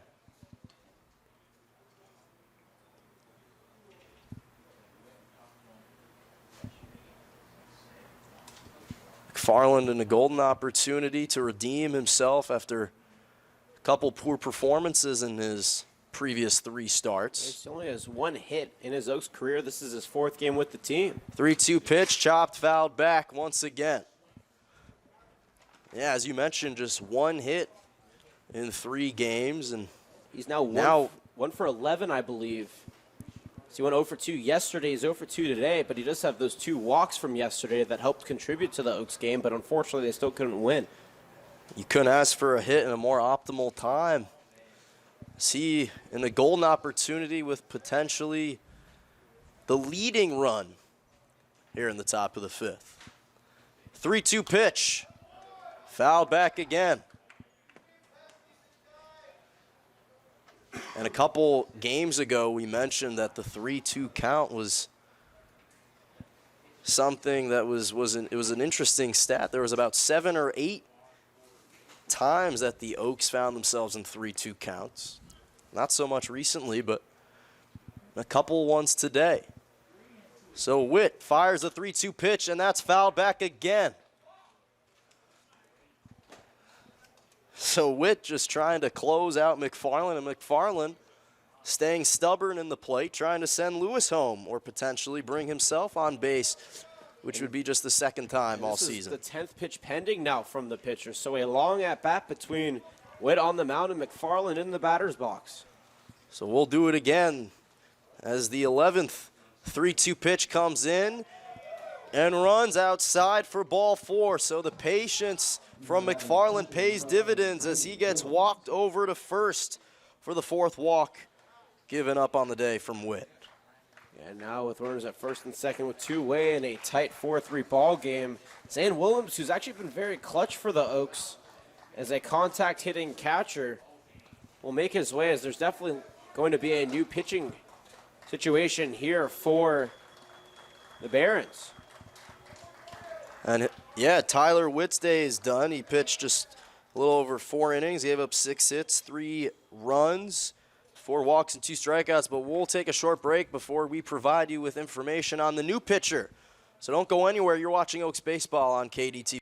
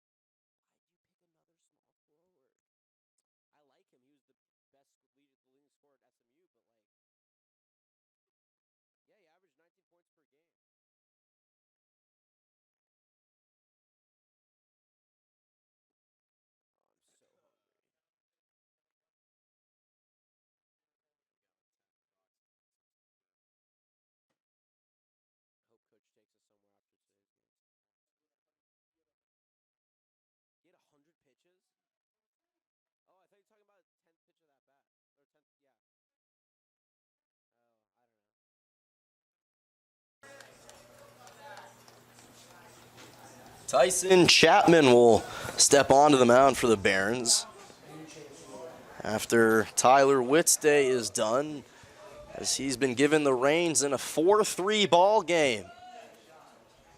With Zane Willems coming up to the plate as that pitch runs upstairs for ball 1. Chapman, the redshirt freshman from Stillman College, transferred, used to play from Henry Ford Community College.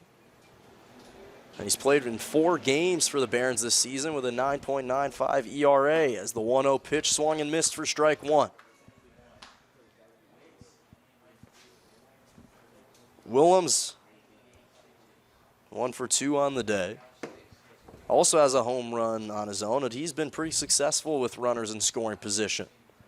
As the 1-1 pitch runs upstairs once again for ball 2. Willems on the season batting around 300. One of the top hitters for the Oaks this season. 2-1 pitch upstairs for ball 3. So 2 on and 2 away here in the top of the 4th at MLB Urban Youth Academy, home of the Academy Barons. Oaks in just their 2nd road game of the season, with potentially the leading run here as that pitch runs way upstairs for ball 4. And so back-to-back walks will send Willems to first, McFarland to second, and Lewis all the way to third. That's the first walk for Chapman and his first batter he's faced this game.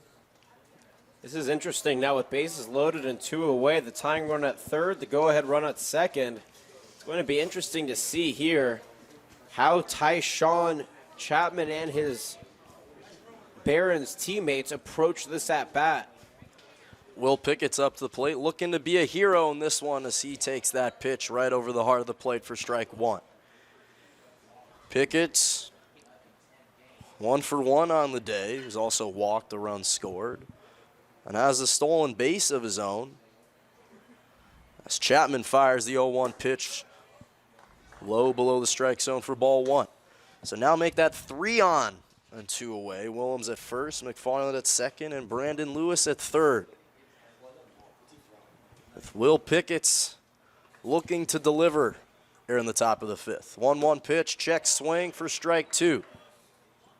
Yeah, the check swing didn't matter there. That pitch was right at the knees and over the heart of the plate. Easy strike call from the home plate umpire. Pickett's decided to commit to it. He may have at least gotten a bat on it, but that's why you have to be more aggressive in the batter's box. 91 miles an hour on the gun is his mean fastball, by the way. 1-2 pitch from Chapman, fouled back. So we'll do it again at 1-2. You got to thank whomever invented the screen because that ball was blazing right at us here in the press box. A couple of the personnel here jumping out of the way, even though there was a net. 1-2 pitch in the dirt for ball two, coming home, or Lewis will hold up from third. He thought about coming home, ran about halfway, but wisely decided to stay back at third. He should have gone. He took off too late, and Brian Wilson, the third base coach, told him to go. Lewis hesitated. When you hesitate in any sport, it's going to be really hard to complete whatever you're trying to do. Right there, it stripped the Oaks of a possible tying run. Yeah, all you need is half a second to make that run, but Lewis didn't get off to a good jump. And that'll bring the count even at 2-2. Chapman fires the pitch, just runs inside for ball three. So Pickett's working his way back in the count and was down 1-2. And now 3-2 is the count. In a tight one. Pickett's looking to deliver the tying run. Runners are going. 3-2 pitch, chopped up the middle. Gloved by Martin, tossed over to Wallace for out number 3. So unfortunately, the Oaks leave 3 on one error and 2 hits. But no 1 run comes around, but the Oaks still down 4-3 as we head into the bottom of the 5th. You're watching Oaks baseball on KDTV. We'll be right back.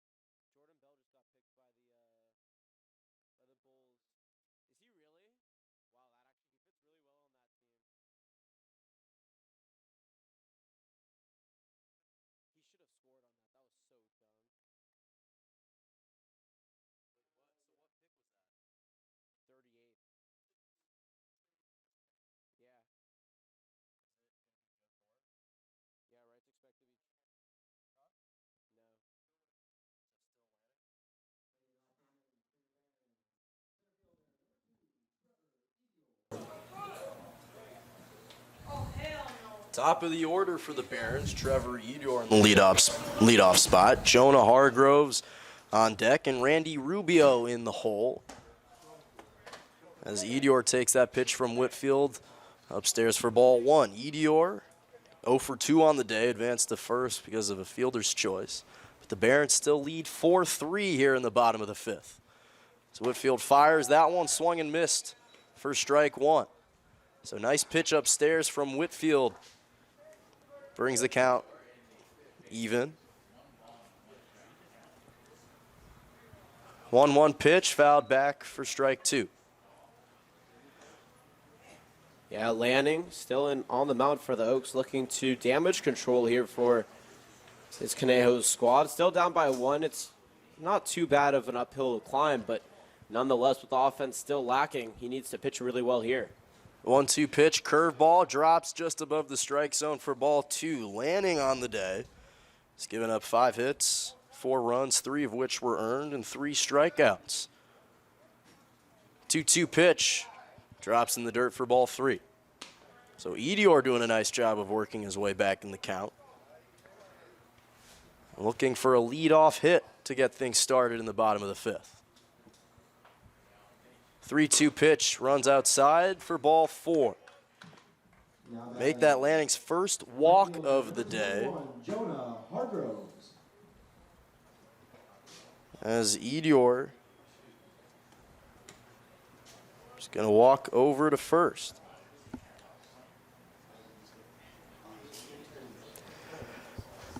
Jonah Hargrove stepping up into the plate for the Barons. Takes that pitch low for ball 1.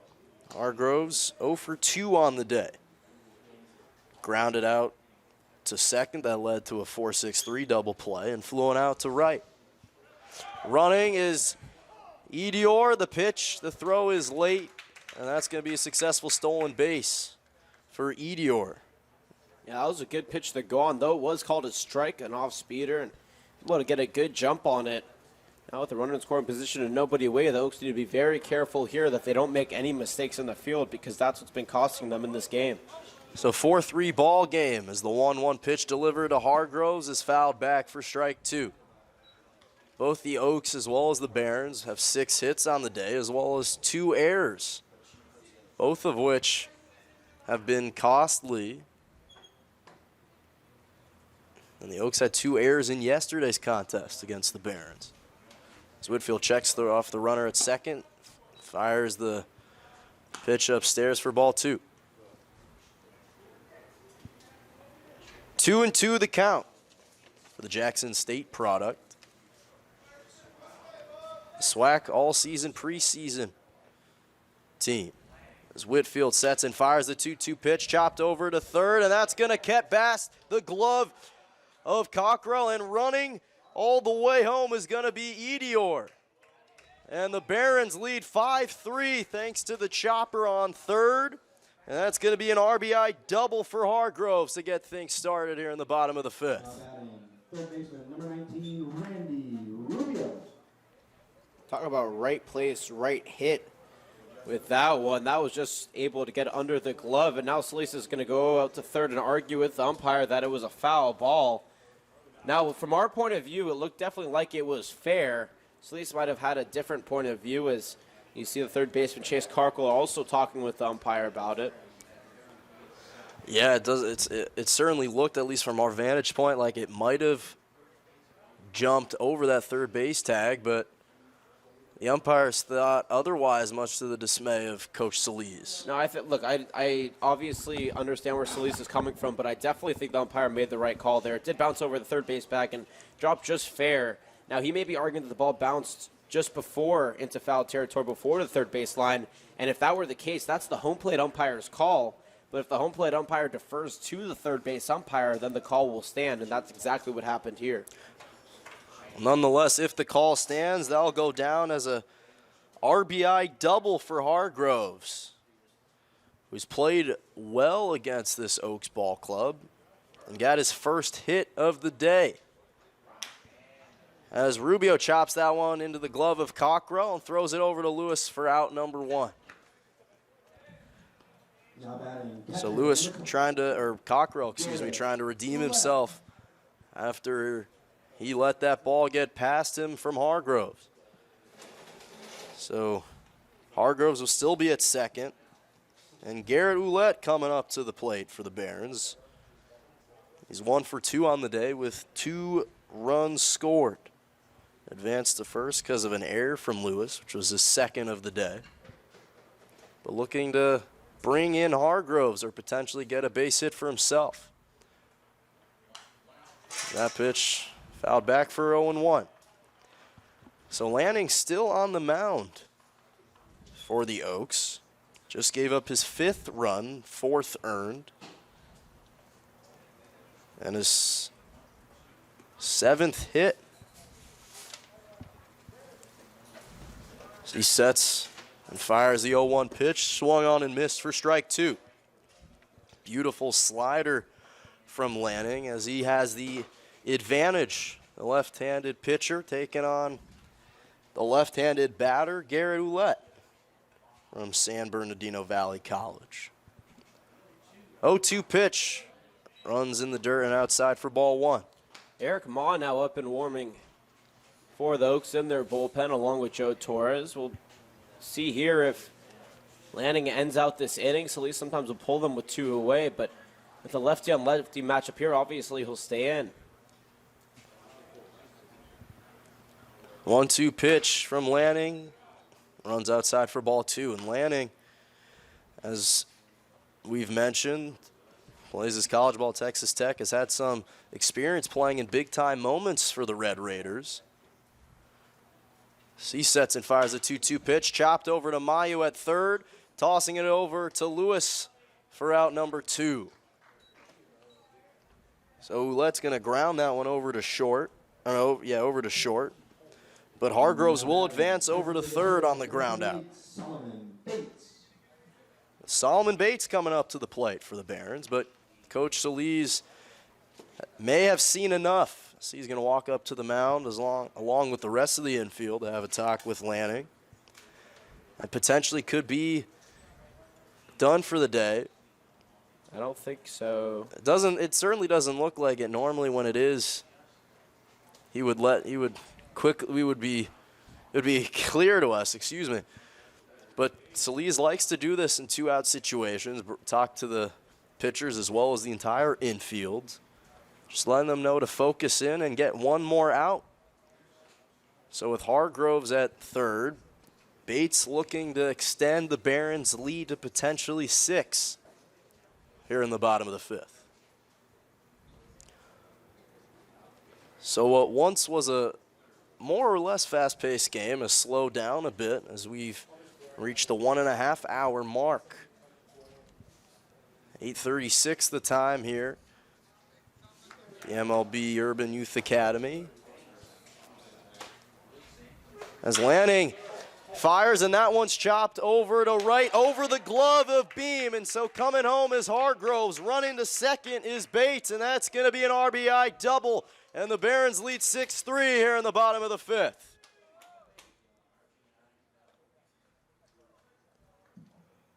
What a swing from Bates. We thought we had seen it all with this guy as he was the closer for the Barons on the mound yesterday, but showing the versatility here with a beautiful bomb over the head of Beam in right field.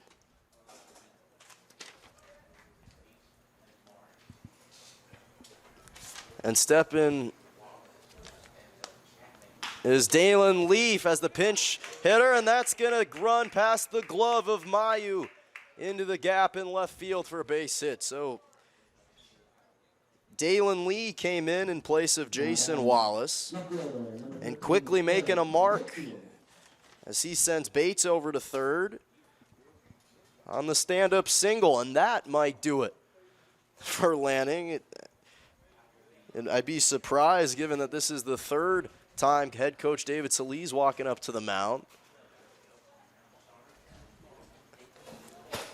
As the Barons lead 6-3 here in the bottom of the 5th on 9 hits and 2 runs, but we'll take a short break here at MLB Youth Academy Stadium. Don't go anywhere.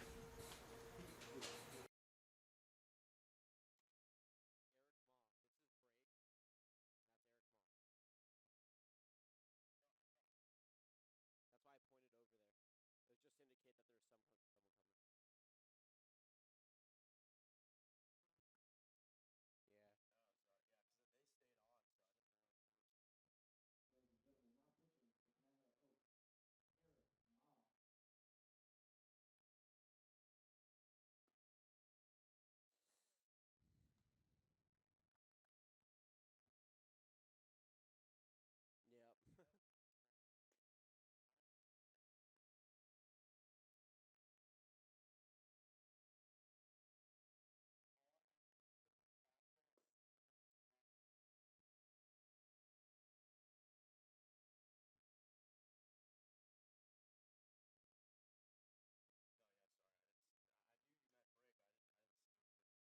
No, it's okay. I know. That's why I figured that I was telling you to go to break because if they stopped. Also on stolen bases, you're so you just have to find that balance again between the pitch and the base runner because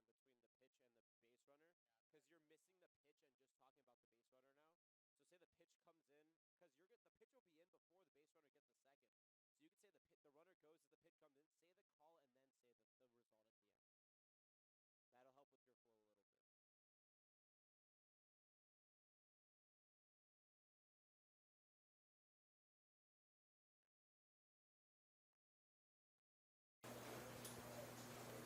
call, and then say the result at the end. That'll help with your flow a little bit. Erickson Lanning's day will be done in a little over 5 innings. He gave up 9 hits, 5 runs, 1 walk, and 3 strikeouts. And he's handed the keys over to Eric Maw. This will make his first start, or his first appearance of the day for the La Crescenta, California product. Plays his college ball at Whitman. But impressive, just 18 years of age. And Eric Whitfield will step up to the plate for the Barons as he takes that pitch upstairs for ball 1. So Dalen Lee over at first and Solomon Bates over at third. So we're still just midway through the 5th as that pitch runs inside. Running over to second is Lee, and the pitch is going to come in late for a successful stolen base from Lee. And make that the third successful stolen base for the Barons in this one. So 2 on and 2 away. Eric Whitfield once again looking to extend this Barons lead. 2-0 pitch from Maw, chopped into the Barons dugout for strike 1.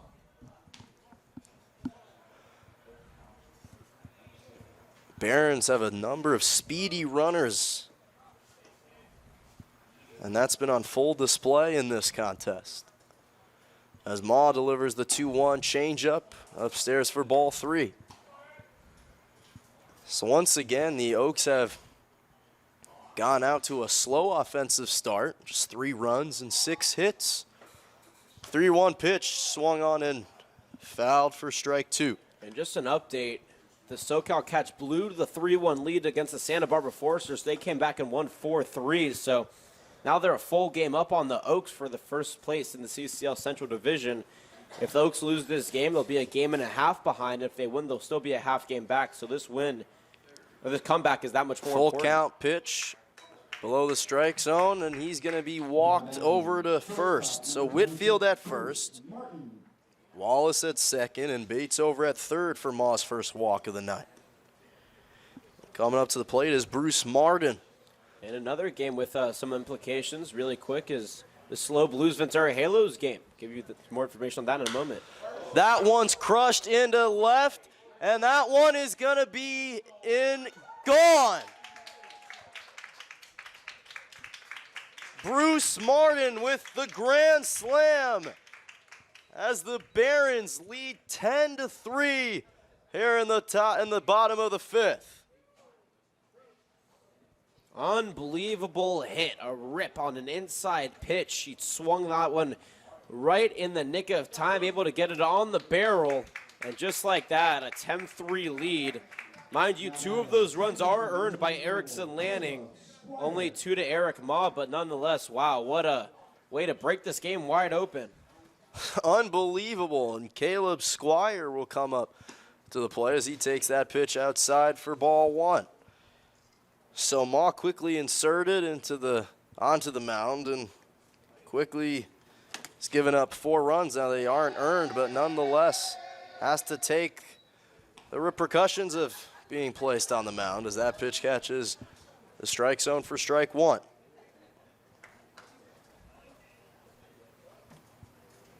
One pitch popped in the infield. Mayu Cockrell going to run underneath it and make the catch for out number 3. So the grand slam from Martin extends the Barons' lead to 10 as they lead 10-3 as we head into the top of the 6th. You're watching Oaks Baseball on KDTV. We'll be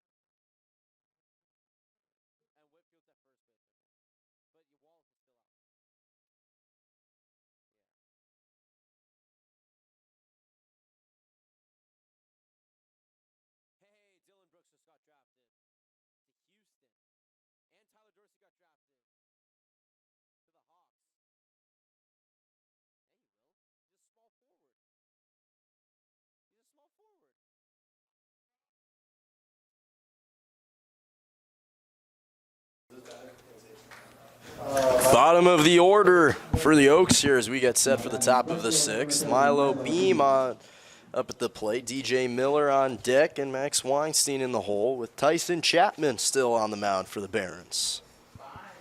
As the Barons lead 10-3 in the top of the 6th, and that pitch runs outside for ball 1. Bruce Martin delivered the grand slam, the first grand slam we've seen all season. As the 1-0 pitch runs outside again for ball 2. And just when it seemed like the Oaks had crept in, putting 1 run on the board in the top of the 5th, Barons pulling away as that pitch runs low for strike 1. The Purdue Boilermaker looking to get things started in a positive way for the Oaks. As he takes the 2-1 pitch right down the heart of the plate for strike 2.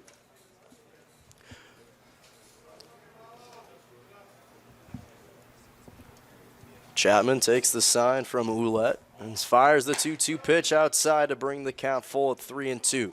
Remember to follow us at Conejo_Oaks or watch us live on oaksbaseball.org or simulcast on YouTube. 3-2 pitch delivered right in the inside, but just misses the strike zone, and Beam's going to be walked over to first for the second walk of Chapman's night.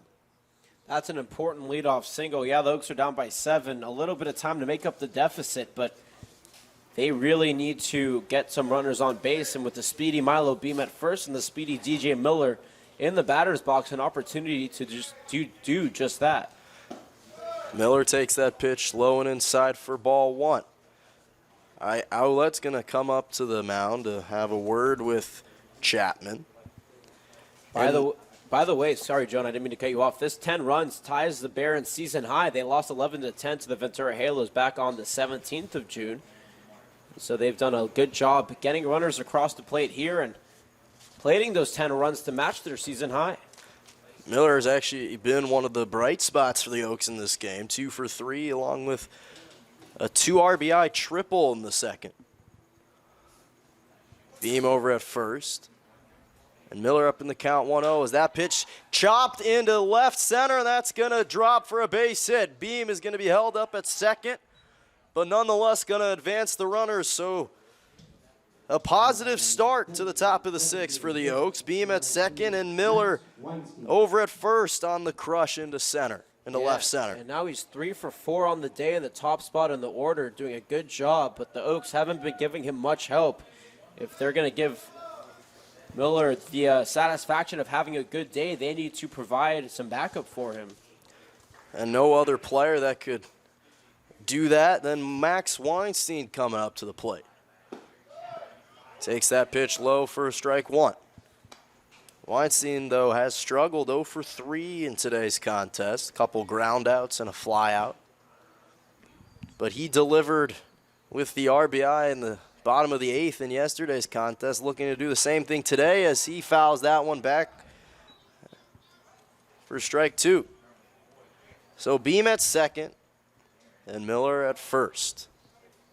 Here in the top of the sixth at MLB Urban Youth Academy. And the Oaks just second road game of the season, but still find themselves down 10-3 as that curveball chopped into right field. Hargrove's going to get underneath it and hold up the runners. So Beam held up at second. Miller still at first, with Grant Mayu coming up to the plate for the Oaks. And he's been 1 for 2 on the day with a run scored.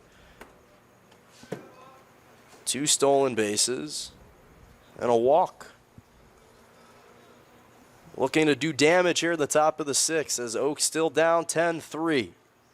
0-0 pitch taken inside for strike one. Oaks just 7 hits on the day, held under 10 for the second consecutive time, at least midway through 6. As that pitch runs upstairs and inside for ball one. Barons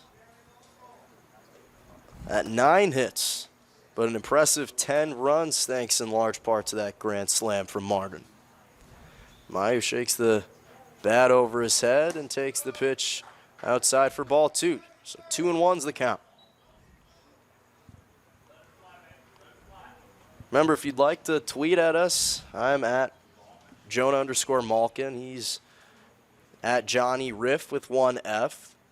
Feel free to live chat us on the YouTube stream if you have any questions, comments, or you just want to give us shout outs. You love the trivia or the scenery, whatever it may be. We'd love any interactions with us, especially when we're on the road.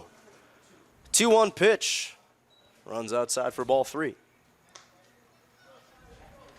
Once again, as we mentioned, this is the first of 3 road games for the Oaks.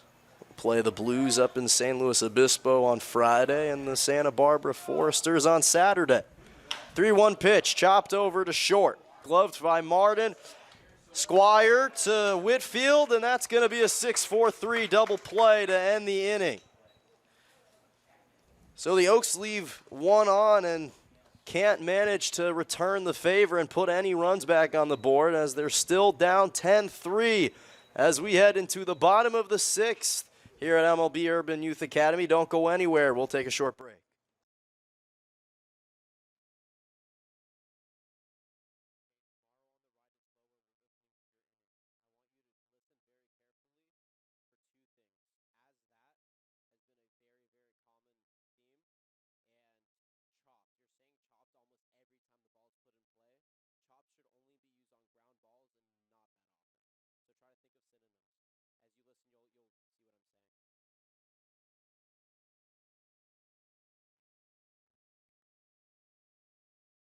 TCU beat Louisville. Yeah, 4-3.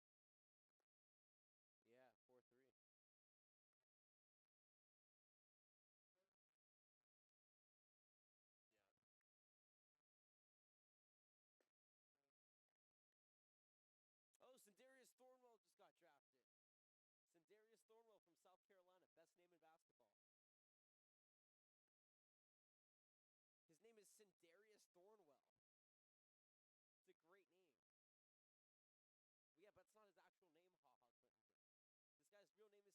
name in basketball. No, it's like a abbreviation.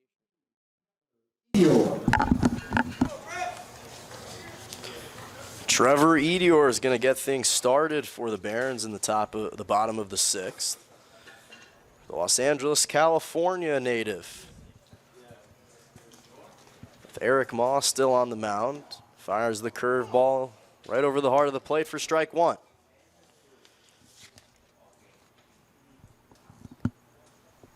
Edior.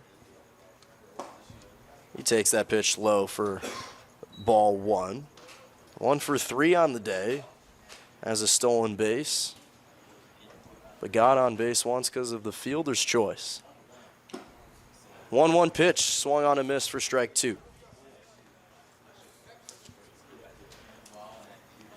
Ma, unfortunately, right when he came into the game and just 1/3 innings pitch, gave up a grand slam. Looking to get off to a better start here, at least to start the bottom of the 6th. So that pitch runs low for ball 2.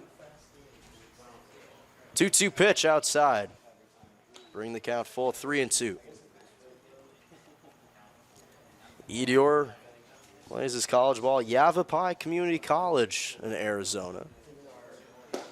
Takes that pitch right down the heart of the plate for strike 3. So Edior was convinced he had that one, and Ma said, I don't think so, as he caught Edior looking for his first strikeout of the day. Jonah Harsgrove coming up to the plate for the Barons. He's 1 for 3 with an RBI double in his last at-bat. He quickly fouls that one back for 0-1.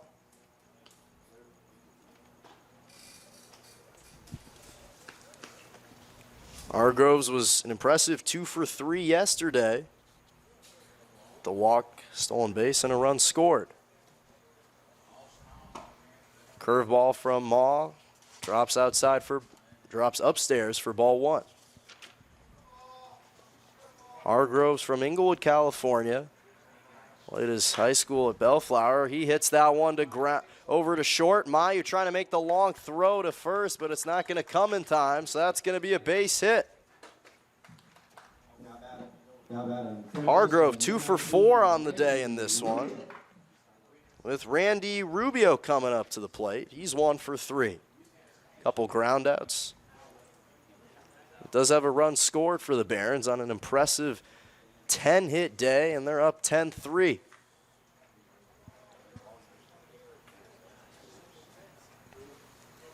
Ma takes the sign from Willems.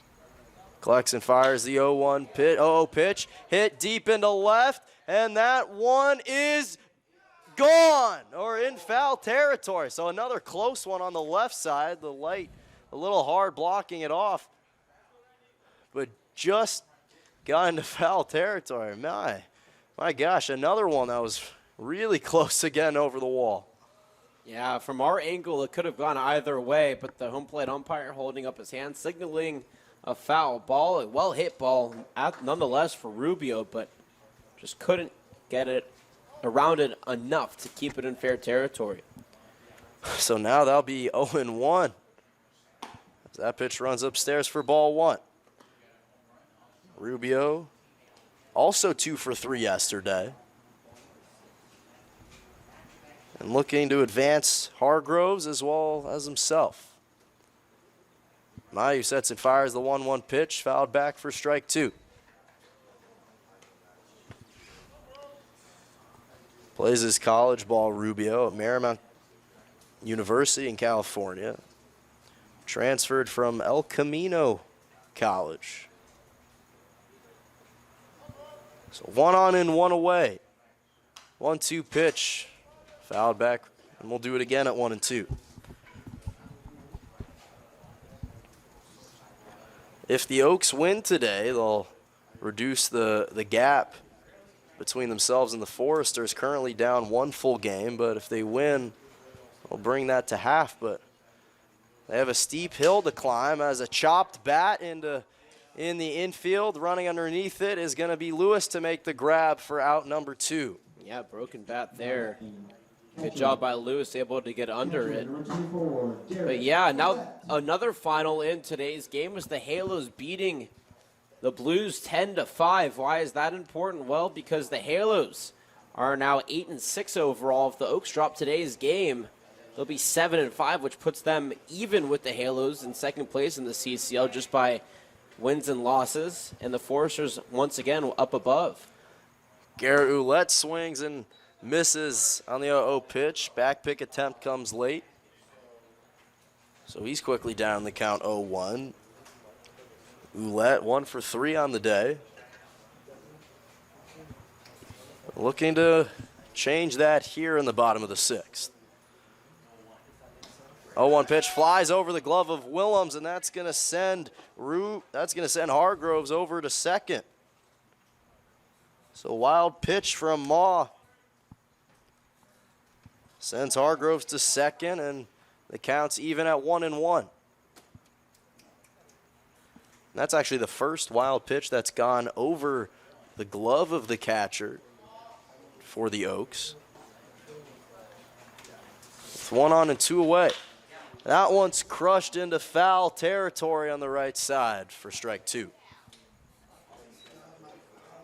Garrett Ouellette, the catcher, San Bernardino Valley College. Played in 19 games this past season with a .286 batting average. Maw fires the 1-2 pitch, swung on and missed for strike 3. So the Oaks still down 10-3 as we head into the top of the 7th. You're watching Oaks Baseball on KDTV. We'll be right back.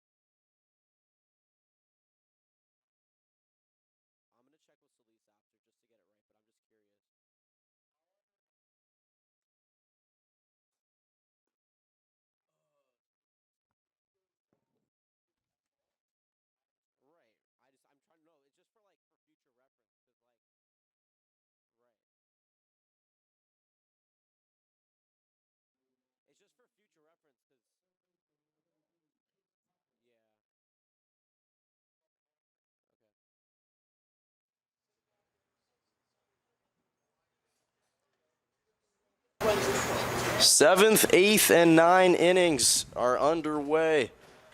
And for play-by-play for the rest of the game, my broadcasting partner, Jonathan Rifkin. Thanks, Jonah. 10-3 the score here from MLB Urban Youth Academy as Chase Cockrell steps in, and then a cleanup spot for the Oaks. The first pitch is fired in for a ball. So on the mound is Tyshawn Chapman in his 3rd inning of work for the Barons. Oaks have a uphill battle here as they're down 7 runs in the top of the 7th. Chapman's 1-0 pitch is fouled back. 1-1 the count. If the Oaks lose this one, they'll drop their 2nd straight to the Barons. And would drop to 11-5 on the season and 7-5 in CCL, which would put them in tied for 2nd base in the Central. The 1-1 pitch is swung and missed in the dirt for ball 2. Or excuse me, for strike 2. 1-2 the count. 10 runs, 10 hits, 2 errors for the Barons. 3 runs, 7 hits, 2 errors for the Oaks. Give you a lay of the land here in just a moment. For the Barons defense, as Chapman toes the rubber, kicks it, fires the 1-2 pitch low and away. 2-2 the count. Dalen Lee in left, Trevor Edior in center, Jonah Hargroves in right. Whitfield at first, Caleb Squire at second, Bruce Martin at short, Randy Rubio at third. Garrett Ouellette behind the dish. And on the mound is Tyshawn Chapman, who's the 2nd pitcher of the day for the Barons. Looking to maintain this lead here, 10-3. 2 balls, 2 strikes to the Ole Miss product, who's 1 for 3 on the day. Chapman hears and fires the 2-2 pitch. A curveball up high. 3 balls and 2 strikes. Waiting on deck, Brandon Lewis in the hole. Jordan McFarland in the middle of the order for the Oaks, as they attempt to claw their way back. The 3-2 pitch is popped foul against the screen, or I guess the pole out here in front of us.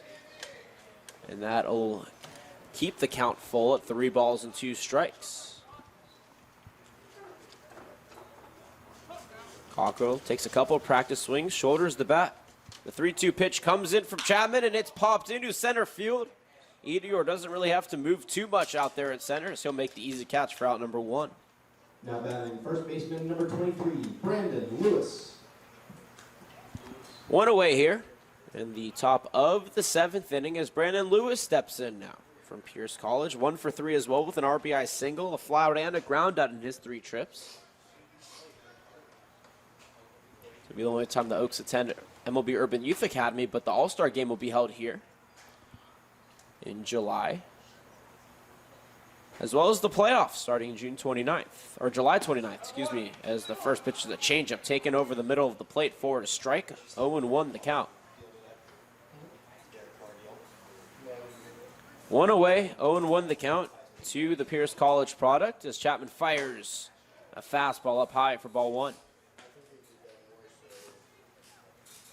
The Barons struck first, or actually the Oaks struck first in this one, putting up 2 runs in the second. The Barons respond with 3 runs in the second as the 1-1 pitch is ripped up the middle, getting down into center field for a single. Brandon Lewis is on for his 2nd hit of the day, the first of the inning for the Oaks, and they have a 1-out base runner now with Jordan McFarland up at the plate. Yeah, that was quick reflexes from Chapman. Saw that ball run right in his direction, and he had to take a moment to fall off the mound to appreciate his life on that one. 1 runner on, 1 away here for Jordan McFarland, who's 0 for 2 on the day with a couple of ground outs and a walk. The first pitch is way up high to him. 1-0 the count.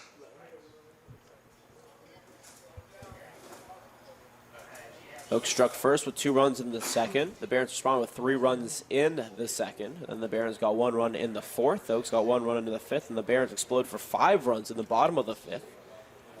And that's how we've gone to where we are scoring-wise in today's game. 10-3 the score. And those watching on the East Coast, we hope you're enjoying some late-night baseball. 9:05 here on the West Coast.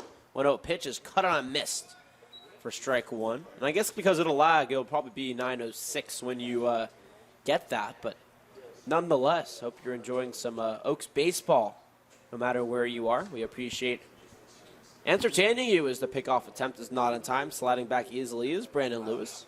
He does have a stolen base on the day. Also, I guess that will count for his only stolen base on the season. Still 2nd back in the 5th inning. Chapman takes a sign from Ouellette behind the plate, toes the rubber, nods, kicks and fires the 1-1 pitch. A curveball taken for strike number 2.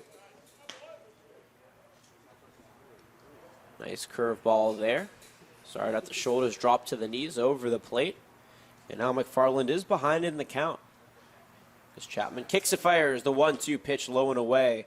Coming up with it was Ouellette, but he was not going to toss it over to first and test Lewis.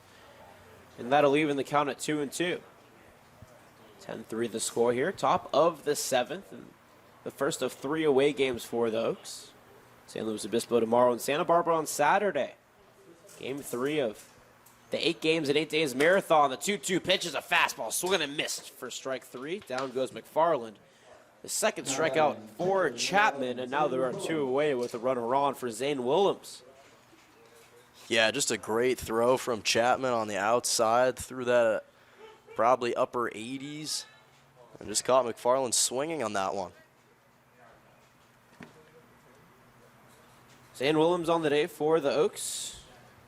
1 for 2 with a walk, a single, a run scored, and a ground out.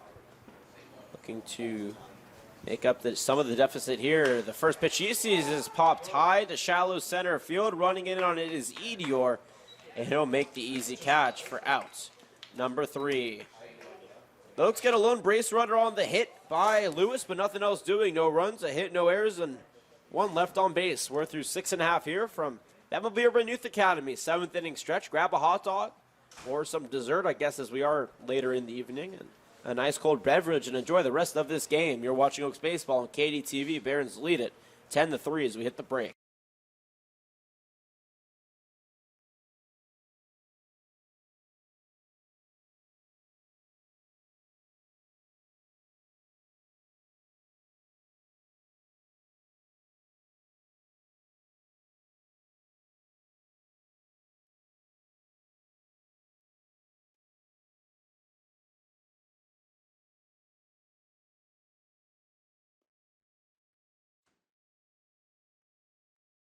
New pitcher. That was 39. I have no idea. Oh, huh. Yeah. Oh, really? Damn. Oh, God. This is going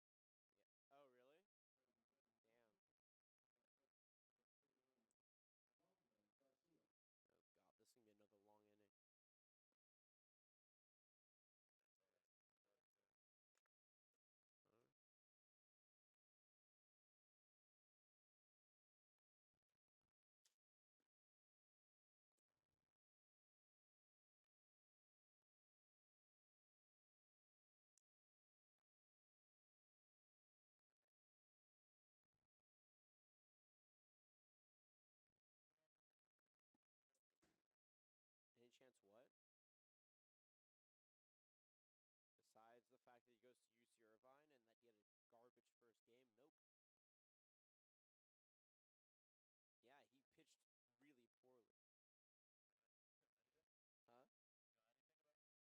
Yeah, he pitched really poorly. Huh? Garbage. He had a 28.6 ERA at UC Irvine. I know that. He gave up 3 earned runs in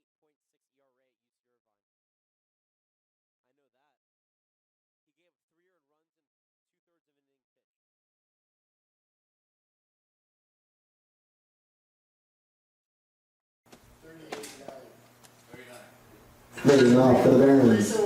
10-3 the score here at MLB Urban Youth Academy. Welcome back, everybody. Jonah Malkin, Jonathan Rifkin, as Alonso Garcia takes the mound for the Oaks to make his second Oaks appearance of the season. Pitched a couple days ago against the SoCal Halos in that 14-3 win. Pitched 1 inning, gave up a hit, walked a couple. At UC Irvine this past year, in 2 innings pitched, he had a 26.8 ERA, but it was only limited action, so that doesn't really paint the whole picture here. Oaks got him late because UC Irvine just ended last week. Solomon Bates steps in now, 3 for 3 on the day, and takes the first pitch outside, but called strike. 0-1 the count. Bates has a couple of singles, a stolen base, and an RBI double under his belt here in tonight's matchup. The pitcher also batting in today's game has been very productive. He's actually a lefty when he pitches, but just kidding. He actually is a righty, but very productive in the batter's box. The 0-1 pitch is in the dirt for a ball. 1-1 the count. 10 runs, 10 hits, 2 errors for the Oaks. 3 runs, 8 hits, 2 errors for the Oaks. I'm so used to seeing the home for the Oaks because this is only the second road game. As the 1-1 pitch is ripped in the left center field. That one is going to go back and drop. Mishandling it is McFarland. Rounding first and going to second is Bates. The throw is in time, and Bates is going to be gunned down trying to stretch a single into a double. McFarland was able to get it to Pickett at second in time, and that'll help eliminate that base runner. 1 away now for Dalen Lee. Yeah, just a great job from McFarland. Heads up play, even though he lost the ball initially, able to find it and deliver a beautiful on-time throw to Pickett, who's able to tag out Bates. Dalen Lee steps in now in his second at-bat of the evening and takes the first pitch for a strike. 1 for 1 on the night with a stolen base. Came in for Jason Wallace, who struck out in his 2 appearances. 0-1 pitch, drops in low, 1-1 the count now. 10 runs, 11 hits, 2 errors for the Barons. 3 runs, 8 hits, 2 errors for the Oaks. The Oaks are down by 7 here in the bottom of the 7th inning. Garcia comes set and fires the 1-1 pitch. It's hit into right center field. That one is going to drop in front of Miller on the hop. Lee learned from Bates' mistake and will stay put at first base. That'll be back-to-back base hits. One away, one on here in the bottom of the 7th inning. And Eric Whitfield in the number 8 spot will step in on the day. 1 for 2, but he's reached base all 3 times he's been up. He reached on a fielder's choice and ended up scoring in the 2nd, singled in the 3rd and stole 2nd, and also walked back in the 5th inning. Garcia, pickoff attempt is low and not in time. Is sliding back easily is Lee. Oaks running out of opportunities here to come back in this game. Bottom of the 7th, they're down 10-3. As Garcia toes the rubber and fires the first pitch at the knees for a strike to Whitfield. Yeah, and that should help reinvigorate Garcia up at the mound. He struggled back-to-back base hits. Shouldn't even be really an out for the Barons, but has to recalculate here. Another pickoff attempt, sliding back is the lead once again, and we'll do it again at 0-1. Oaks want to thank their sponsors, Roadrunner Shuttle, for getting the Oaks to and from Cal Lutheran safely for every away game. Joseph Sweet, orthopedic surgeon in Oxnard, California. Cronies Bar and Grill, and Jimmy John Sandwich. Another pickoff attempt as Lee gets back. The ball popped out of Lewis's glove, but nonetheless, he was able to corral it in time to keep Lee at first base. Next couple of games for the Oaks. That's San Luis Obispo tomorrow, Santa Barbara on Saturday, back home on Sunday against the Long Beach Legends. On Monday, they'll be home as well as the 0-1 pitch is popped foul. That'll bring the count to 0-2. On Sunday, they'll be at home against the Orange County Riptide, and they'll cap off their 8 games in 8 days in Ventura on Tuesday. Every game can be watched on the Oaks Broadcasting Network right here on YouTube. Simulcasted on KDTV.net. Garcia kicks and fires, though, to pitch, and it is an extended foul ball off the backstop. Whitfield staying alive, down in the count, no balls and 2 strikes. Yeah, Whitfield just managed to get his bat on it. It looked like he was going to be, or was going to be a full-on miss of a swing, but able to stay alive. 0-2 pitch is fouled back once again. So for the 3rd straight time, we'll do it at no balls and 2 strikes. Lay of the land here for you for the Conejo Oaks. Out in the right is Milo Beam. At center is DJ Miller. And left is Jordan McFarland. Brandon Lewis at first. Will Pickett's at second. Grant Mayu at short. Chase Cockrell at third. Behind the dish is Zane Willems. And Alonzo Garcia on the mound. The 0-2 pitch is popped over to shallow right center field. The second baseman, Will Pickett, so take a couple steps backwards and glove it for out number 2. Shortstop, number 26, Bruce Martin. 2 away, 1 on here in the bottom of the 7th inning. 10-3 the score, and Bruce Martin in the number 9 spot will step in. He has had an unbelievable day. He has 7 RBIs, including a grand slam back in the 5th inning. He's had an RBI, at least 1 RBI in every one of his 3 at-bats as he takes a strike on the outside corner. Back in the 2nd inning, he had a 2 RBI double. A sacrifice fly out to center, which scored a run in the 4th, and that grand slam home run in the 5th inning to count for 4 RBIs. The 0-1 pitch is cut in and missed for strike 2. The number 9 spot has been very productive for the Barons in the series. Yesterday, Jonah Hargroves out of the number 9 spot went 2 for 3, and today 2 for 2 in the number 9 spot for Wallace as he takes the 0-2 pitch high and away for ball 1. Yeah, and he got promoted, Hargroves, as he was put in the 3rd spot to get things started at the top of the order for the Barons. 1 ball, 2 strikes, 2 away. Garcia deals outside, 2 balls and 2 strikes.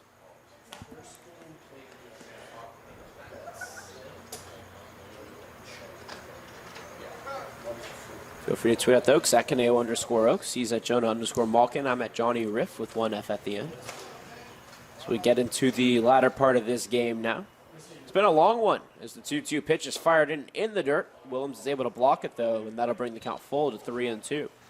First pitch was at 6:59 local time. We're at 9:17 now. This will be one of the longer Oaks games. The longest game they played has been 2 hours and 45 minutes against the Santa Barbara Foresters last Thursday. Payoff pitch, runner goes. Taken at the knees, called strike 3. Down goes Martin. That's a first strikeout on the day for Garcia.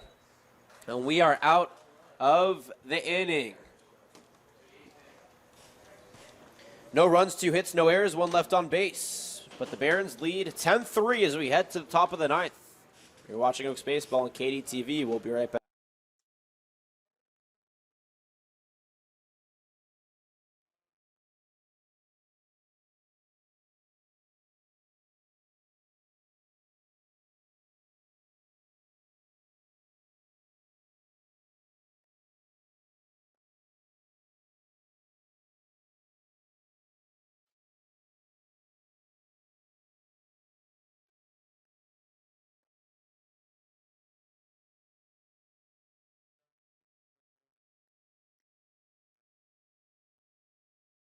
Bro, let's just get out of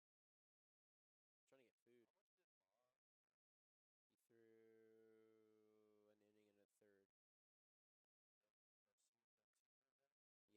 No, Garcia's done one full. He pitched the entire inning. Because Lanning did what, 4 2/3. Yeah, he needs a hit, otherwise his, we'll see if he gets up. Leading off for the Oaks, number 3, second baseman, Will Pickett. 10-3 our score as we hit the top of the 8th. Welcome back, everybody. Jonah Malkin, Jonathan Rifkind. The Oaks are down 10-3 to the Barons. Will Pickett stepping up now for the Oaks on the day. In the number 8 spot. 0 for 1 with a couple of walks, a stolen base, a run scored. As Chapman is back on the mound and tosses in a curveball up high for ball 1. Pickett also has a ground out to round out his 3 at-bats. Oaks trying to claw their way back here, but only 2 more possible opportunities to do it here in the top of the 8th and the 9th. The 1-0 pitch runs in low, 2-0 the count.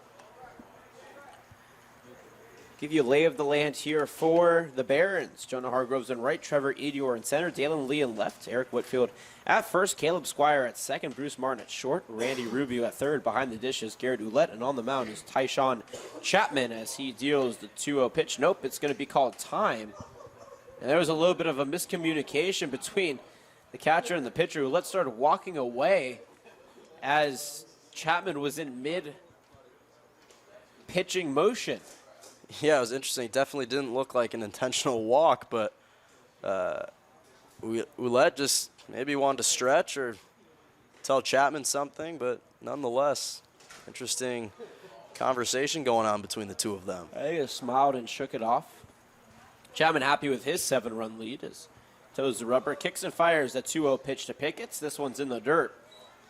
Now Pickett is ahead in the count, 3 balls, no strikes. 10 runs, 12 hits, 2 errors for the home Barons. 3 runs, 8 hits, 2 errors for the visiting Oaks out of Cal Lutheran. The 3-0 pitch runs way inside, overcompensation from the pitcher Chapman, and that's going to bring Will Pickett over to first base on the walk. The 3rd walk given up by Chapman, and the 3rd walk drawn by Pickett, the speedy second baseman over at first base now, and Milo Beam in the number 9 spot is going to step in.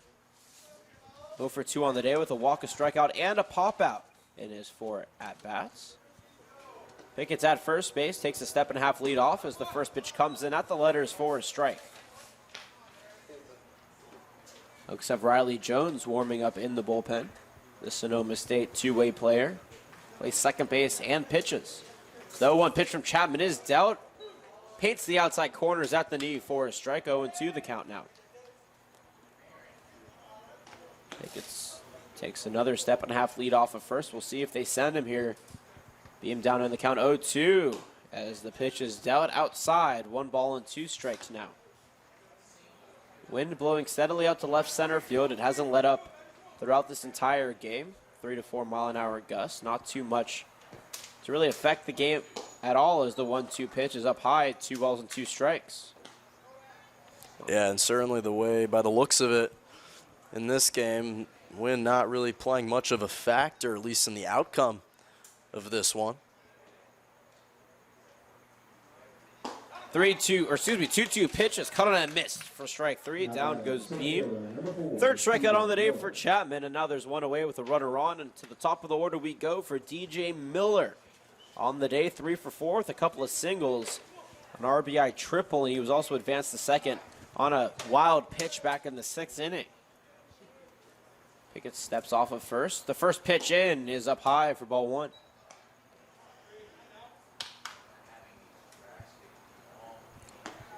It's been a long game here at MLB Urban Youth Academy. The Oaks had to make the trek from Cal Lutheran as the 1-0 pitch is in on the hands. 2 balls and no strikes now. 10-3 the score. Oaks down by 7. As the pickoff attempt is in the dirt. It actually hits off the left hip of Pickett's, but he gets back safely. So still 2 balls and no strikes, 1 away, 1 on here. We'll be in San Luis Obispo tomorrow, 5:50 pregame show, 6 o'clock start time for that one. On Saturday at Santa Barbara, as the 2-0 pitch is way up high. Good catch there by Ouellette. And now the count's 3-0. Santa Barbara game is set for 5 o'clock start time, so we'll be on there for 4:50 for that one.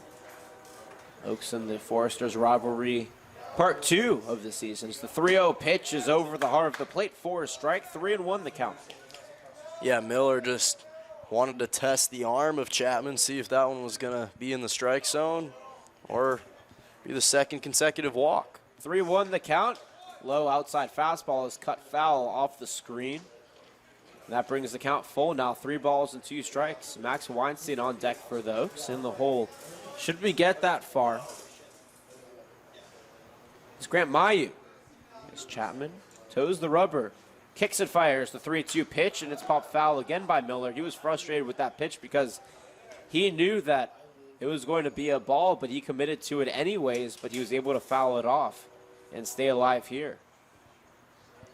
The speedy Ole Miss outfielder takes a couple of practice swings, shoulders the bat. Chapman comes set, kicks and fires 3-2 pitch. Miller rolls it foul, and fair towards the third base side. It's going to roll into the corner. Rounding third and coming home is Pickett's. The throw from left field from Lee will be cut off. And DJ Miller is on second base with his 3rd RBI of the game, his first double of the game, and now he has a 3 for 4 outing as the Oaks cut the lead to 6 now. 10-4, and actually he's 4 for 5. And he's only a home run shy of the cycle. We'll see, though, if he ends up coming up again as Max Weinstein steps in, another guy who needs to get going. His 13-game hitting streak is on the line here. Yeah, if the Oaks are going to make a run or a push, now would be the time. Great job from Miller. First pitch runs in low to Weinstein, 1-0 the count. On the day for Weinstein, 0 for 4 with a flyout, a ground out in the first and second innings, a flyout in the 6th, and a ground out as well. 2 groundouts and 2 flyouts for the Cal Lutheran star as Chapman steps off. 10-4 our score here in the top of the 8th inning. Oaks looking to bounce back here as the 1-0 pitch is chopped foul into the dugout of the Barons. That was the Oaks' 9th hit of the game. To the Barons' 12. Both teams have 2 errors on the board as well. Chapman checks the runner at second. The 1-1 pitch is swung and missed for strike 2. Miller does have a lot of speed at second base, but we'll see if they send him. Now with Weinstein down to the count, 1 ball, 2 strikes, and 1 away here. But when you're down by a big deficit late in the game, it doesn't hurt to be aggressive. The 1-2 pitch is a grounder over to Martin at short. He'll get it. Toss it over to first in time to get Weinstein, but Miller does advance on the play. 2 away now for Grant Mayu in the number 3 spot on the day. 0 for 3. He reached on a walk in the first, an error in the third, another error in the 5th where he came around to score thereafter, and then also grounded to a 6-4-3 double play to end the 6th inning. 2 away, 10-4 the score, with the San Diego State Aztecs stepping in. As Chapman comes set and fires the first pitch up high and in for ball 1. Mayu did not play at San Diego State this past season. He had foot surgery prior to the season beginning and spent the entire season rehabbing. So part of his rehab is his assignment to the Oaks. The 1-0 pitch is a fastball taken over the heart of the plate for a strike. 1-1 the count. Yeah, but he's done a nice job of, I think, progressing as the season has progressed. Continuing to get hits and rehab that foot. 1-1 now. Miller fakes the steal home, runs back as the pitch is low. 2 balls and a strike. So you're now in the second and a half hour of play here from MLB Urban Youth Academy, a beautiful baseball facility. Some history behind it. The Major League Baseball philanthropists have a statement as the 2-1 pitch is fired into Chapman, taken for a strike, 2-2 the count, where they have taken areas that are not so great, such as Compton, California, though it is getting better, and built amazing baseball and softball facilities in those areas. This is one of 8. Houston, Texas, Cincinnati, New York, as the 2-2 pitch is chopped foul towards third base, so we'll do it again at 2-2. Amongst others, Milwaukee getting a brand new development coming in fall 2017. And it's quite a nice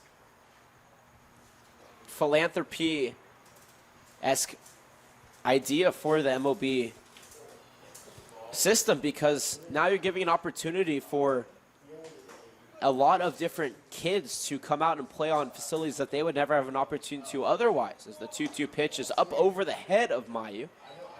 Push count full now, 3 balls and 2 strikes. Yeah, not to mention there are a lot of quality baseball players that live around here, so a good opportunity for them to get the experience of playing in a nice field.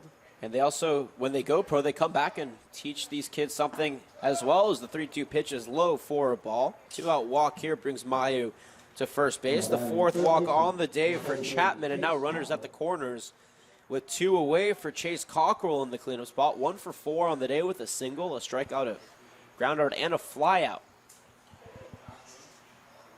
He will represent a run that would be very important. Oaks are down 10-4 here with 2 away in the top of the 8th. Opportunities to come back into this game are dwindling now. As Chapman comes set and fires the first pitch to Cockrell, and it's hit foul towards the third base side. Barehanding it is Rubio, actually, a very nice catch, but he's going to obviously toss it into the dugout as Cockrell's down 0-1 in the count.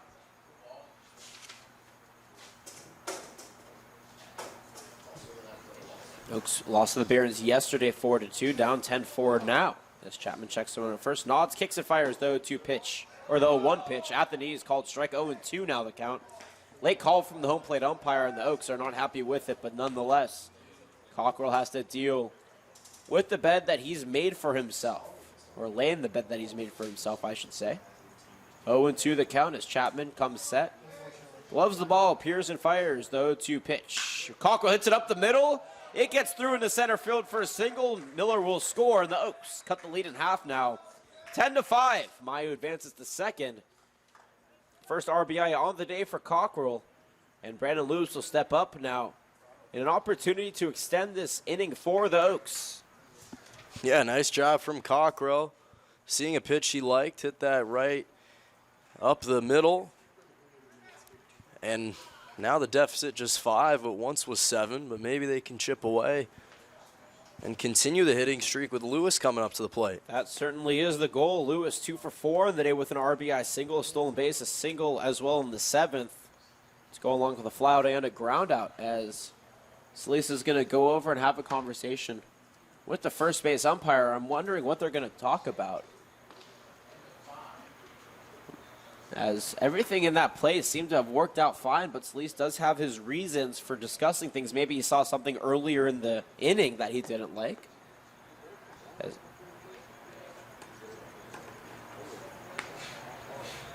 And no, I think that there was a warning sent out to the Oaks, and so Solis is going to come out and do some damage control, make sure that nobody gets suspended or thrown out of the game.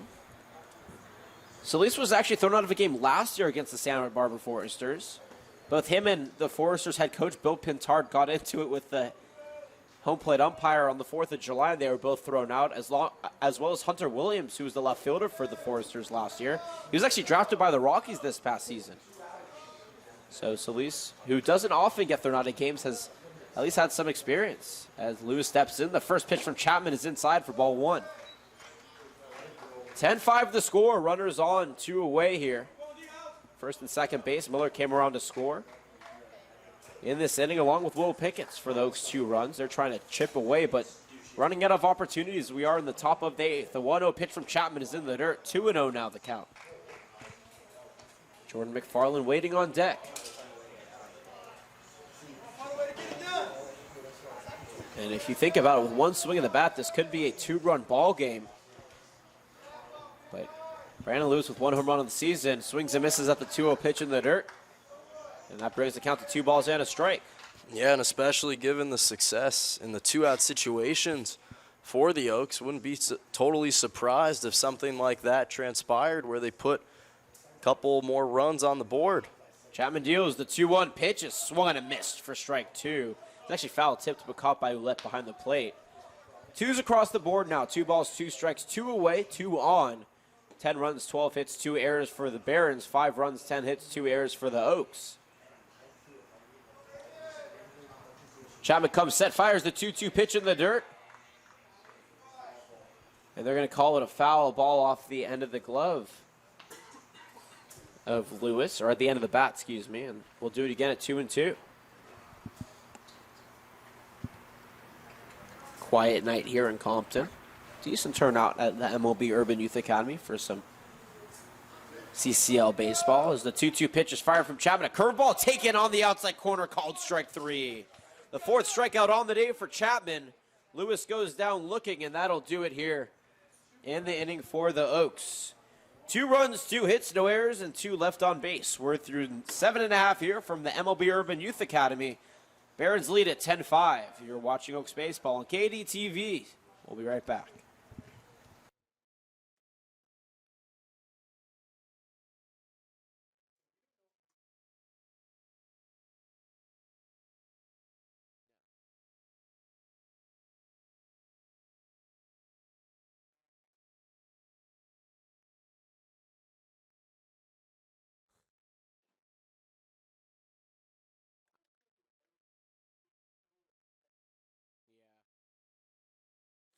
Maybe there was like, maybe like Whitfield was in the base path or something. I mean, I would only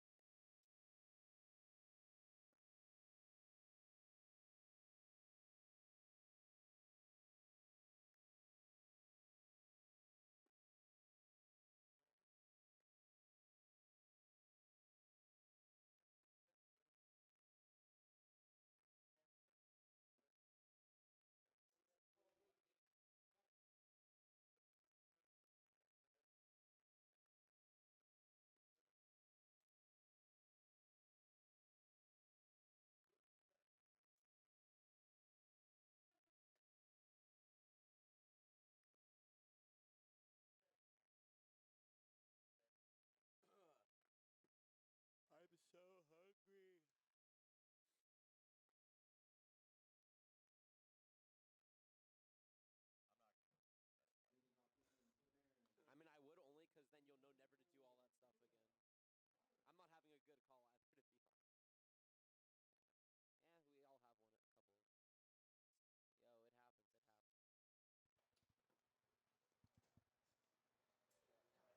defeat. Yeah, we all have one. A couple. Yo, it happens. It happens. Riley Jones on the mound here for the Oaks from Sonoma State. He takes over for Alonzo Garcia, who went 1 inning, gave up 2 hits, no runs, no walks, and 1 strikeout.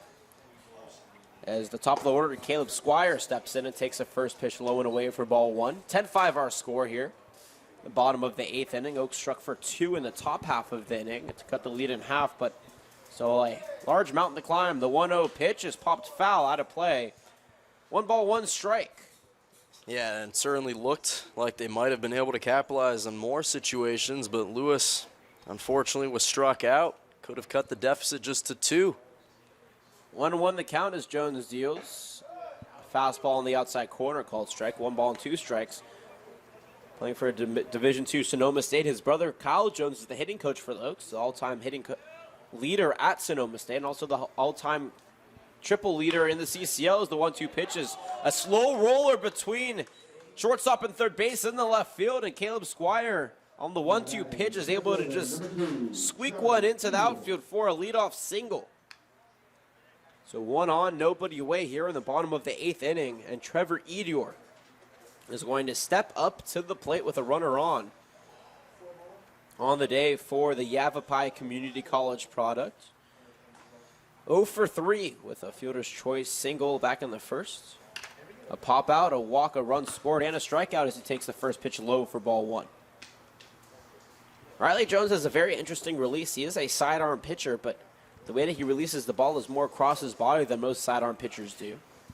So he winds up and fires the 1-0 pitch. It's popped high in the sky towards foul territory, and that one's just going to make its way to the bleachers, evening the count at 1-1. Jones is the 4th inning of the evening for the Oaks. Erickson Landing started things for the Oaks. Eric Maul followed him, followed by Alonzo Garcia. Now Riley Jones, the 1-1 pitch, runs outside. 2 balls and a strike.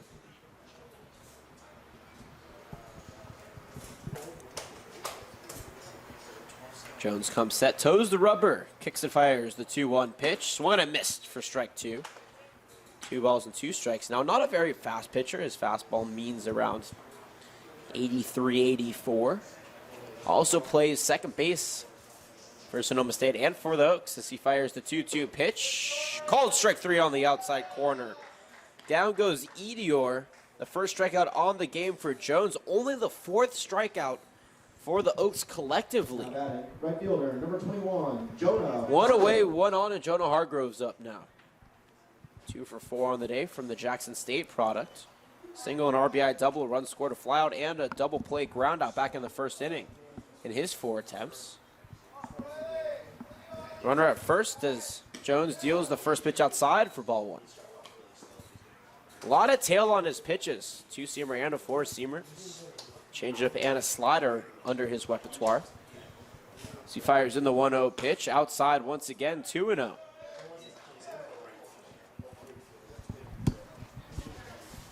More activity in the Oaks bullpen. We'll get you who that is in just a moment. As the bullpens are covered here. The 2-0 pitch for the 3rd consecutive time is outside for ball 3.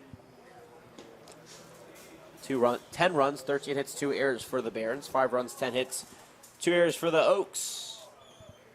Oaks down by 5 here late as the 3-0 pitch is a strike at the knees. 3-1 the count.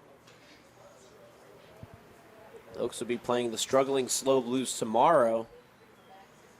And what will become an important game for them is the 3-1 pitch is fouled off of Zane Willems. That'll bring the count full now, 3 balls and 2 strikes. That'll be an important one now because if the Oaks drop tonight's game, they'll be tied with the Ventura Halos for 2nd in the CCL and now a full game and a half back from the Santa Barbara Foresters. The Blues drop tonight's game. They're 2-5 now in the Central. 3-2 pitch, a swing and a miss. Runner goes the throw. Is in time. Out, down goes Caleb Squire on the caught stealing. Down goes Hargroves on the strikeout.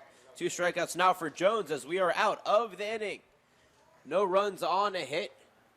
No errors and nobody left on base as we are going to hit the break. 10-5 our score. Barons lead it over the Oaks. You're watching Oaks Baseball on KDTV. We'll be right back.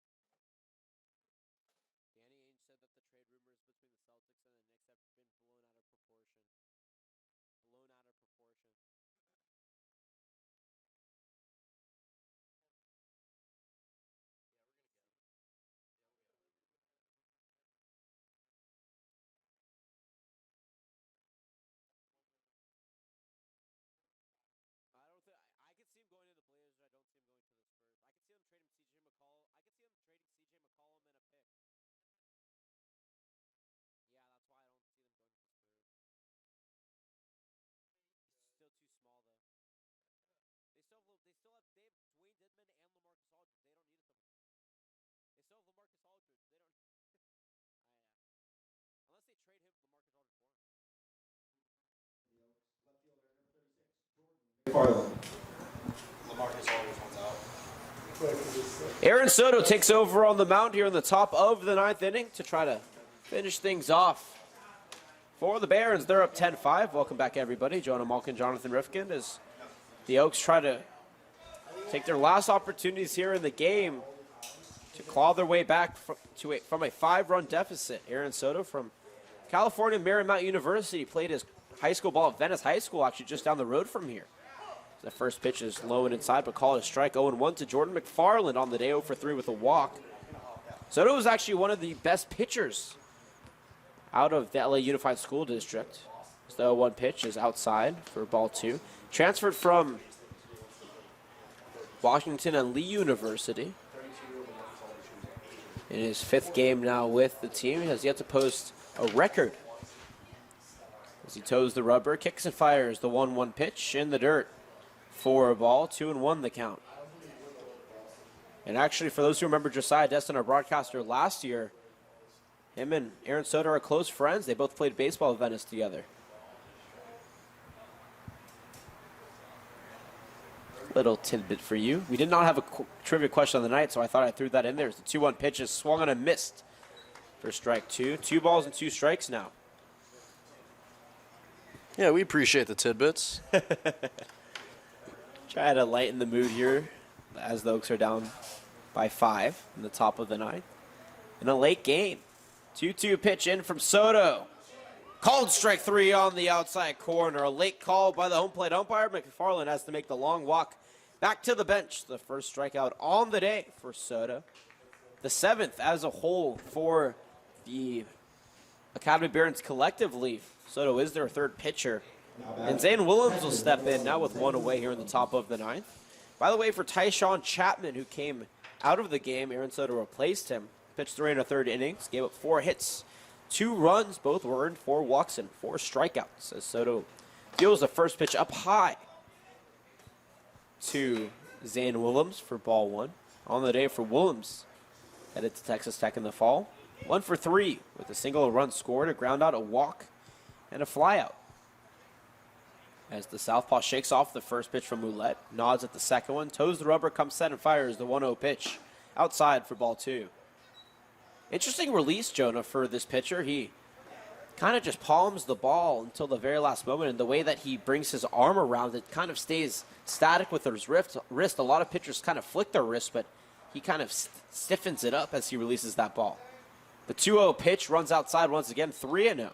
Yeah, he certainly has a fast release, at least with his arm swing, a little unorthodox, but nonetheless, for the most part, does have good accuracy with the exception of those couple pitches. But he's been successful so far. 3-0 count, 10-5 the score, 1 away as the 3-0 pitch is taken at the knees for a strike. For Soto on the season in 7 1/3 innings pitched. He's posted a 0 ERA. He's faced 30 batters. That's very effective out of the bullpen. Struck out 9, walked 4. As the 3-1 pitch is popped out of play. And we'll do it again. This time, though, with the count full, 3 balls and 2 strikes. He's actually only given up 3 singles of the 30 batters.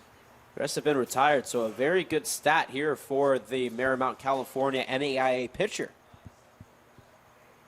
As he comes set, toes the rubber. Kicks and fires the payoff pitch. Willems swings on it, but it's fouled towards the Oaks dugout. and we'll do it again at the count full, 3 balls and 2 strikes. If the Oaks go on to lose this game, they'll drop to 11-5, 7-5 in the CCL, which will tie them up for second place in the CCL Central with the Ventura Halos and give the Santa Barbara Foresters a full game-and-a-half lead against both those teams. Soto deals the 3-2 once again, and once again it's fouled off out of play. And we'll do it again for the 3rd straight time at full count.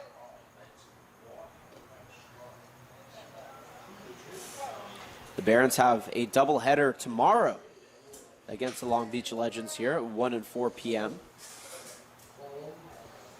Legends are playing very well this season as the 3-2 pitch is popped foul again out of play. So this will be the 4th straight time. We're at 3 and 2. Williams fighting to stay alive here. Those will play the Legends at home on Sunday at 12 p.m. local time. Looks actually be in Long Beach to begin July.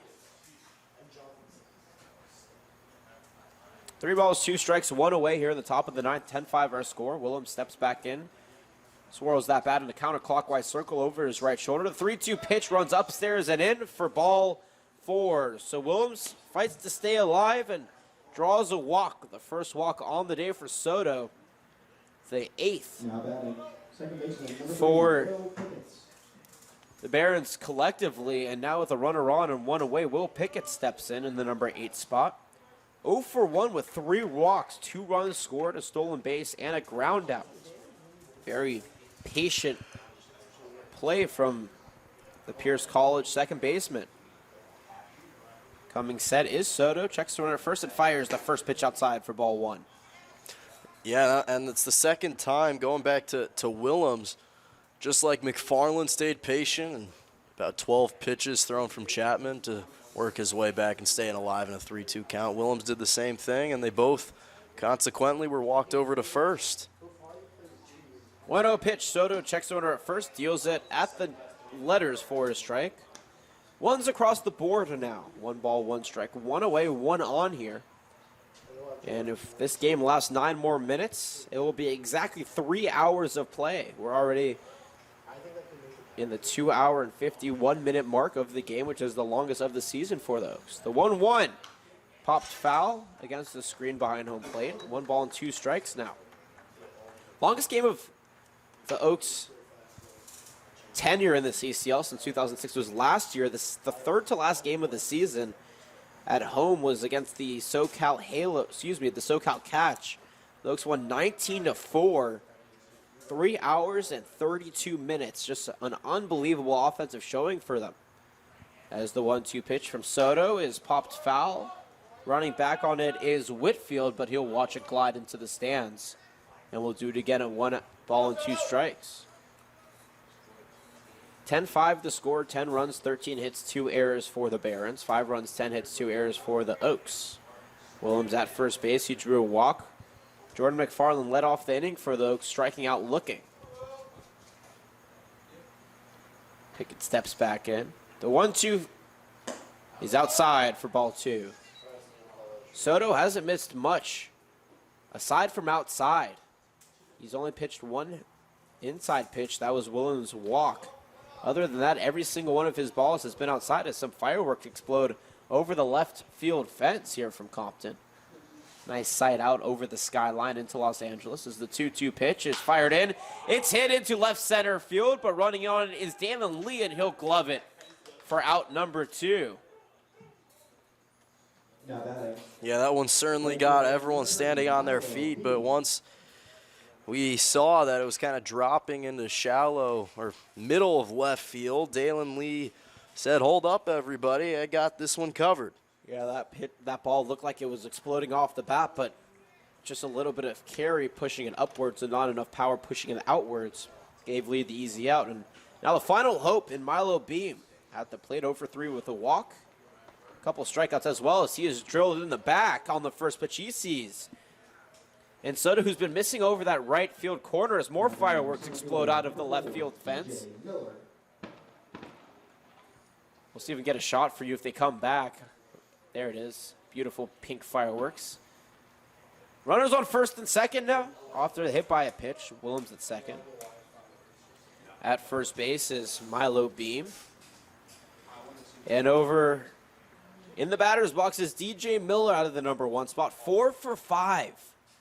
He is a home run shy of the cycle.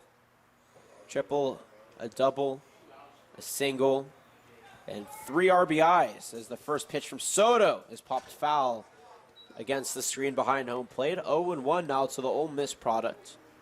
10-5 the score. He represents what would be the 8th run on the board if he could hit that home run and get the cycle.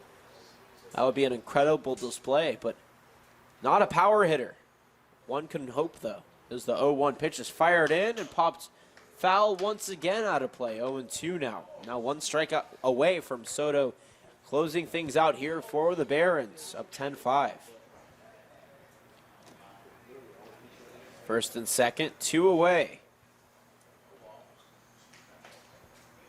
Toeing the rubber is Soto. Takes the sign from his catcher Ouellette. Takes a breath. Checks the runner at second. Pearson fires the 0-2 pitch, and it's inside for ball 1. We'll try it again. 1 ball, 2 strikes, 2 away now. Waiting on deck is Max Weinstein. If somehow Miller can get on, Weinstein, who's 0 for 5 on today's day, will have an opportunity to extend his hitting streak. If that hit today, it would stop at 13 games. The 1-2 in is a chopper over to short. Martin gets it, throws it over to first, and it's in time to get Miller out. It looked like he beat him out, but the first base umpire says no. Joey Garcia is going to argue with him, but nonetheless, that'll do it here. No runs, no hits, no errors, and 2 left on base. The Barons take it 10-5. The final line score here for the Barons: 10 runs, 13 hits, 2 errors. They also leave 3 on base. The Oaks get 5 runs on 10 hits. They also leave 9 on base. They also have 2 errors on the board as well. The Barons extend now to 4-11 on the season, 4-10 at CCL. The Oaks drop to 11-5 overall, 7-5 in the CCL. Jonah, what are your final thoughts on this one? I mean, it's so hard to evaluate because on the one hand, it seemed like the Oaks did a nice job of responding, but I think ultimately it came down to just not getting enough stops on the defensive end. They put themselves in position once again. They led 2-0 early in this game in the top of the 6th, but just couldn't close it. So you can attribute that to pitching, but at the same time, look, the Barons had an incredible day hitting. Grand slams, the first time we've seen that all season. So you just have to tip your hat to the Barons. They played well at home in the bright lights in the biggest moment. And the Oaks got to find a way to regroup. That's their 2nd straight loss. Tyshawn Chapman gets the win. He's 1-0 on the season for the Barons. The loss goes to Eric Ma. 1-1 now on the season for the Oaks. Oaks will be in San Luis Obispo tomorrow to take on the Blues.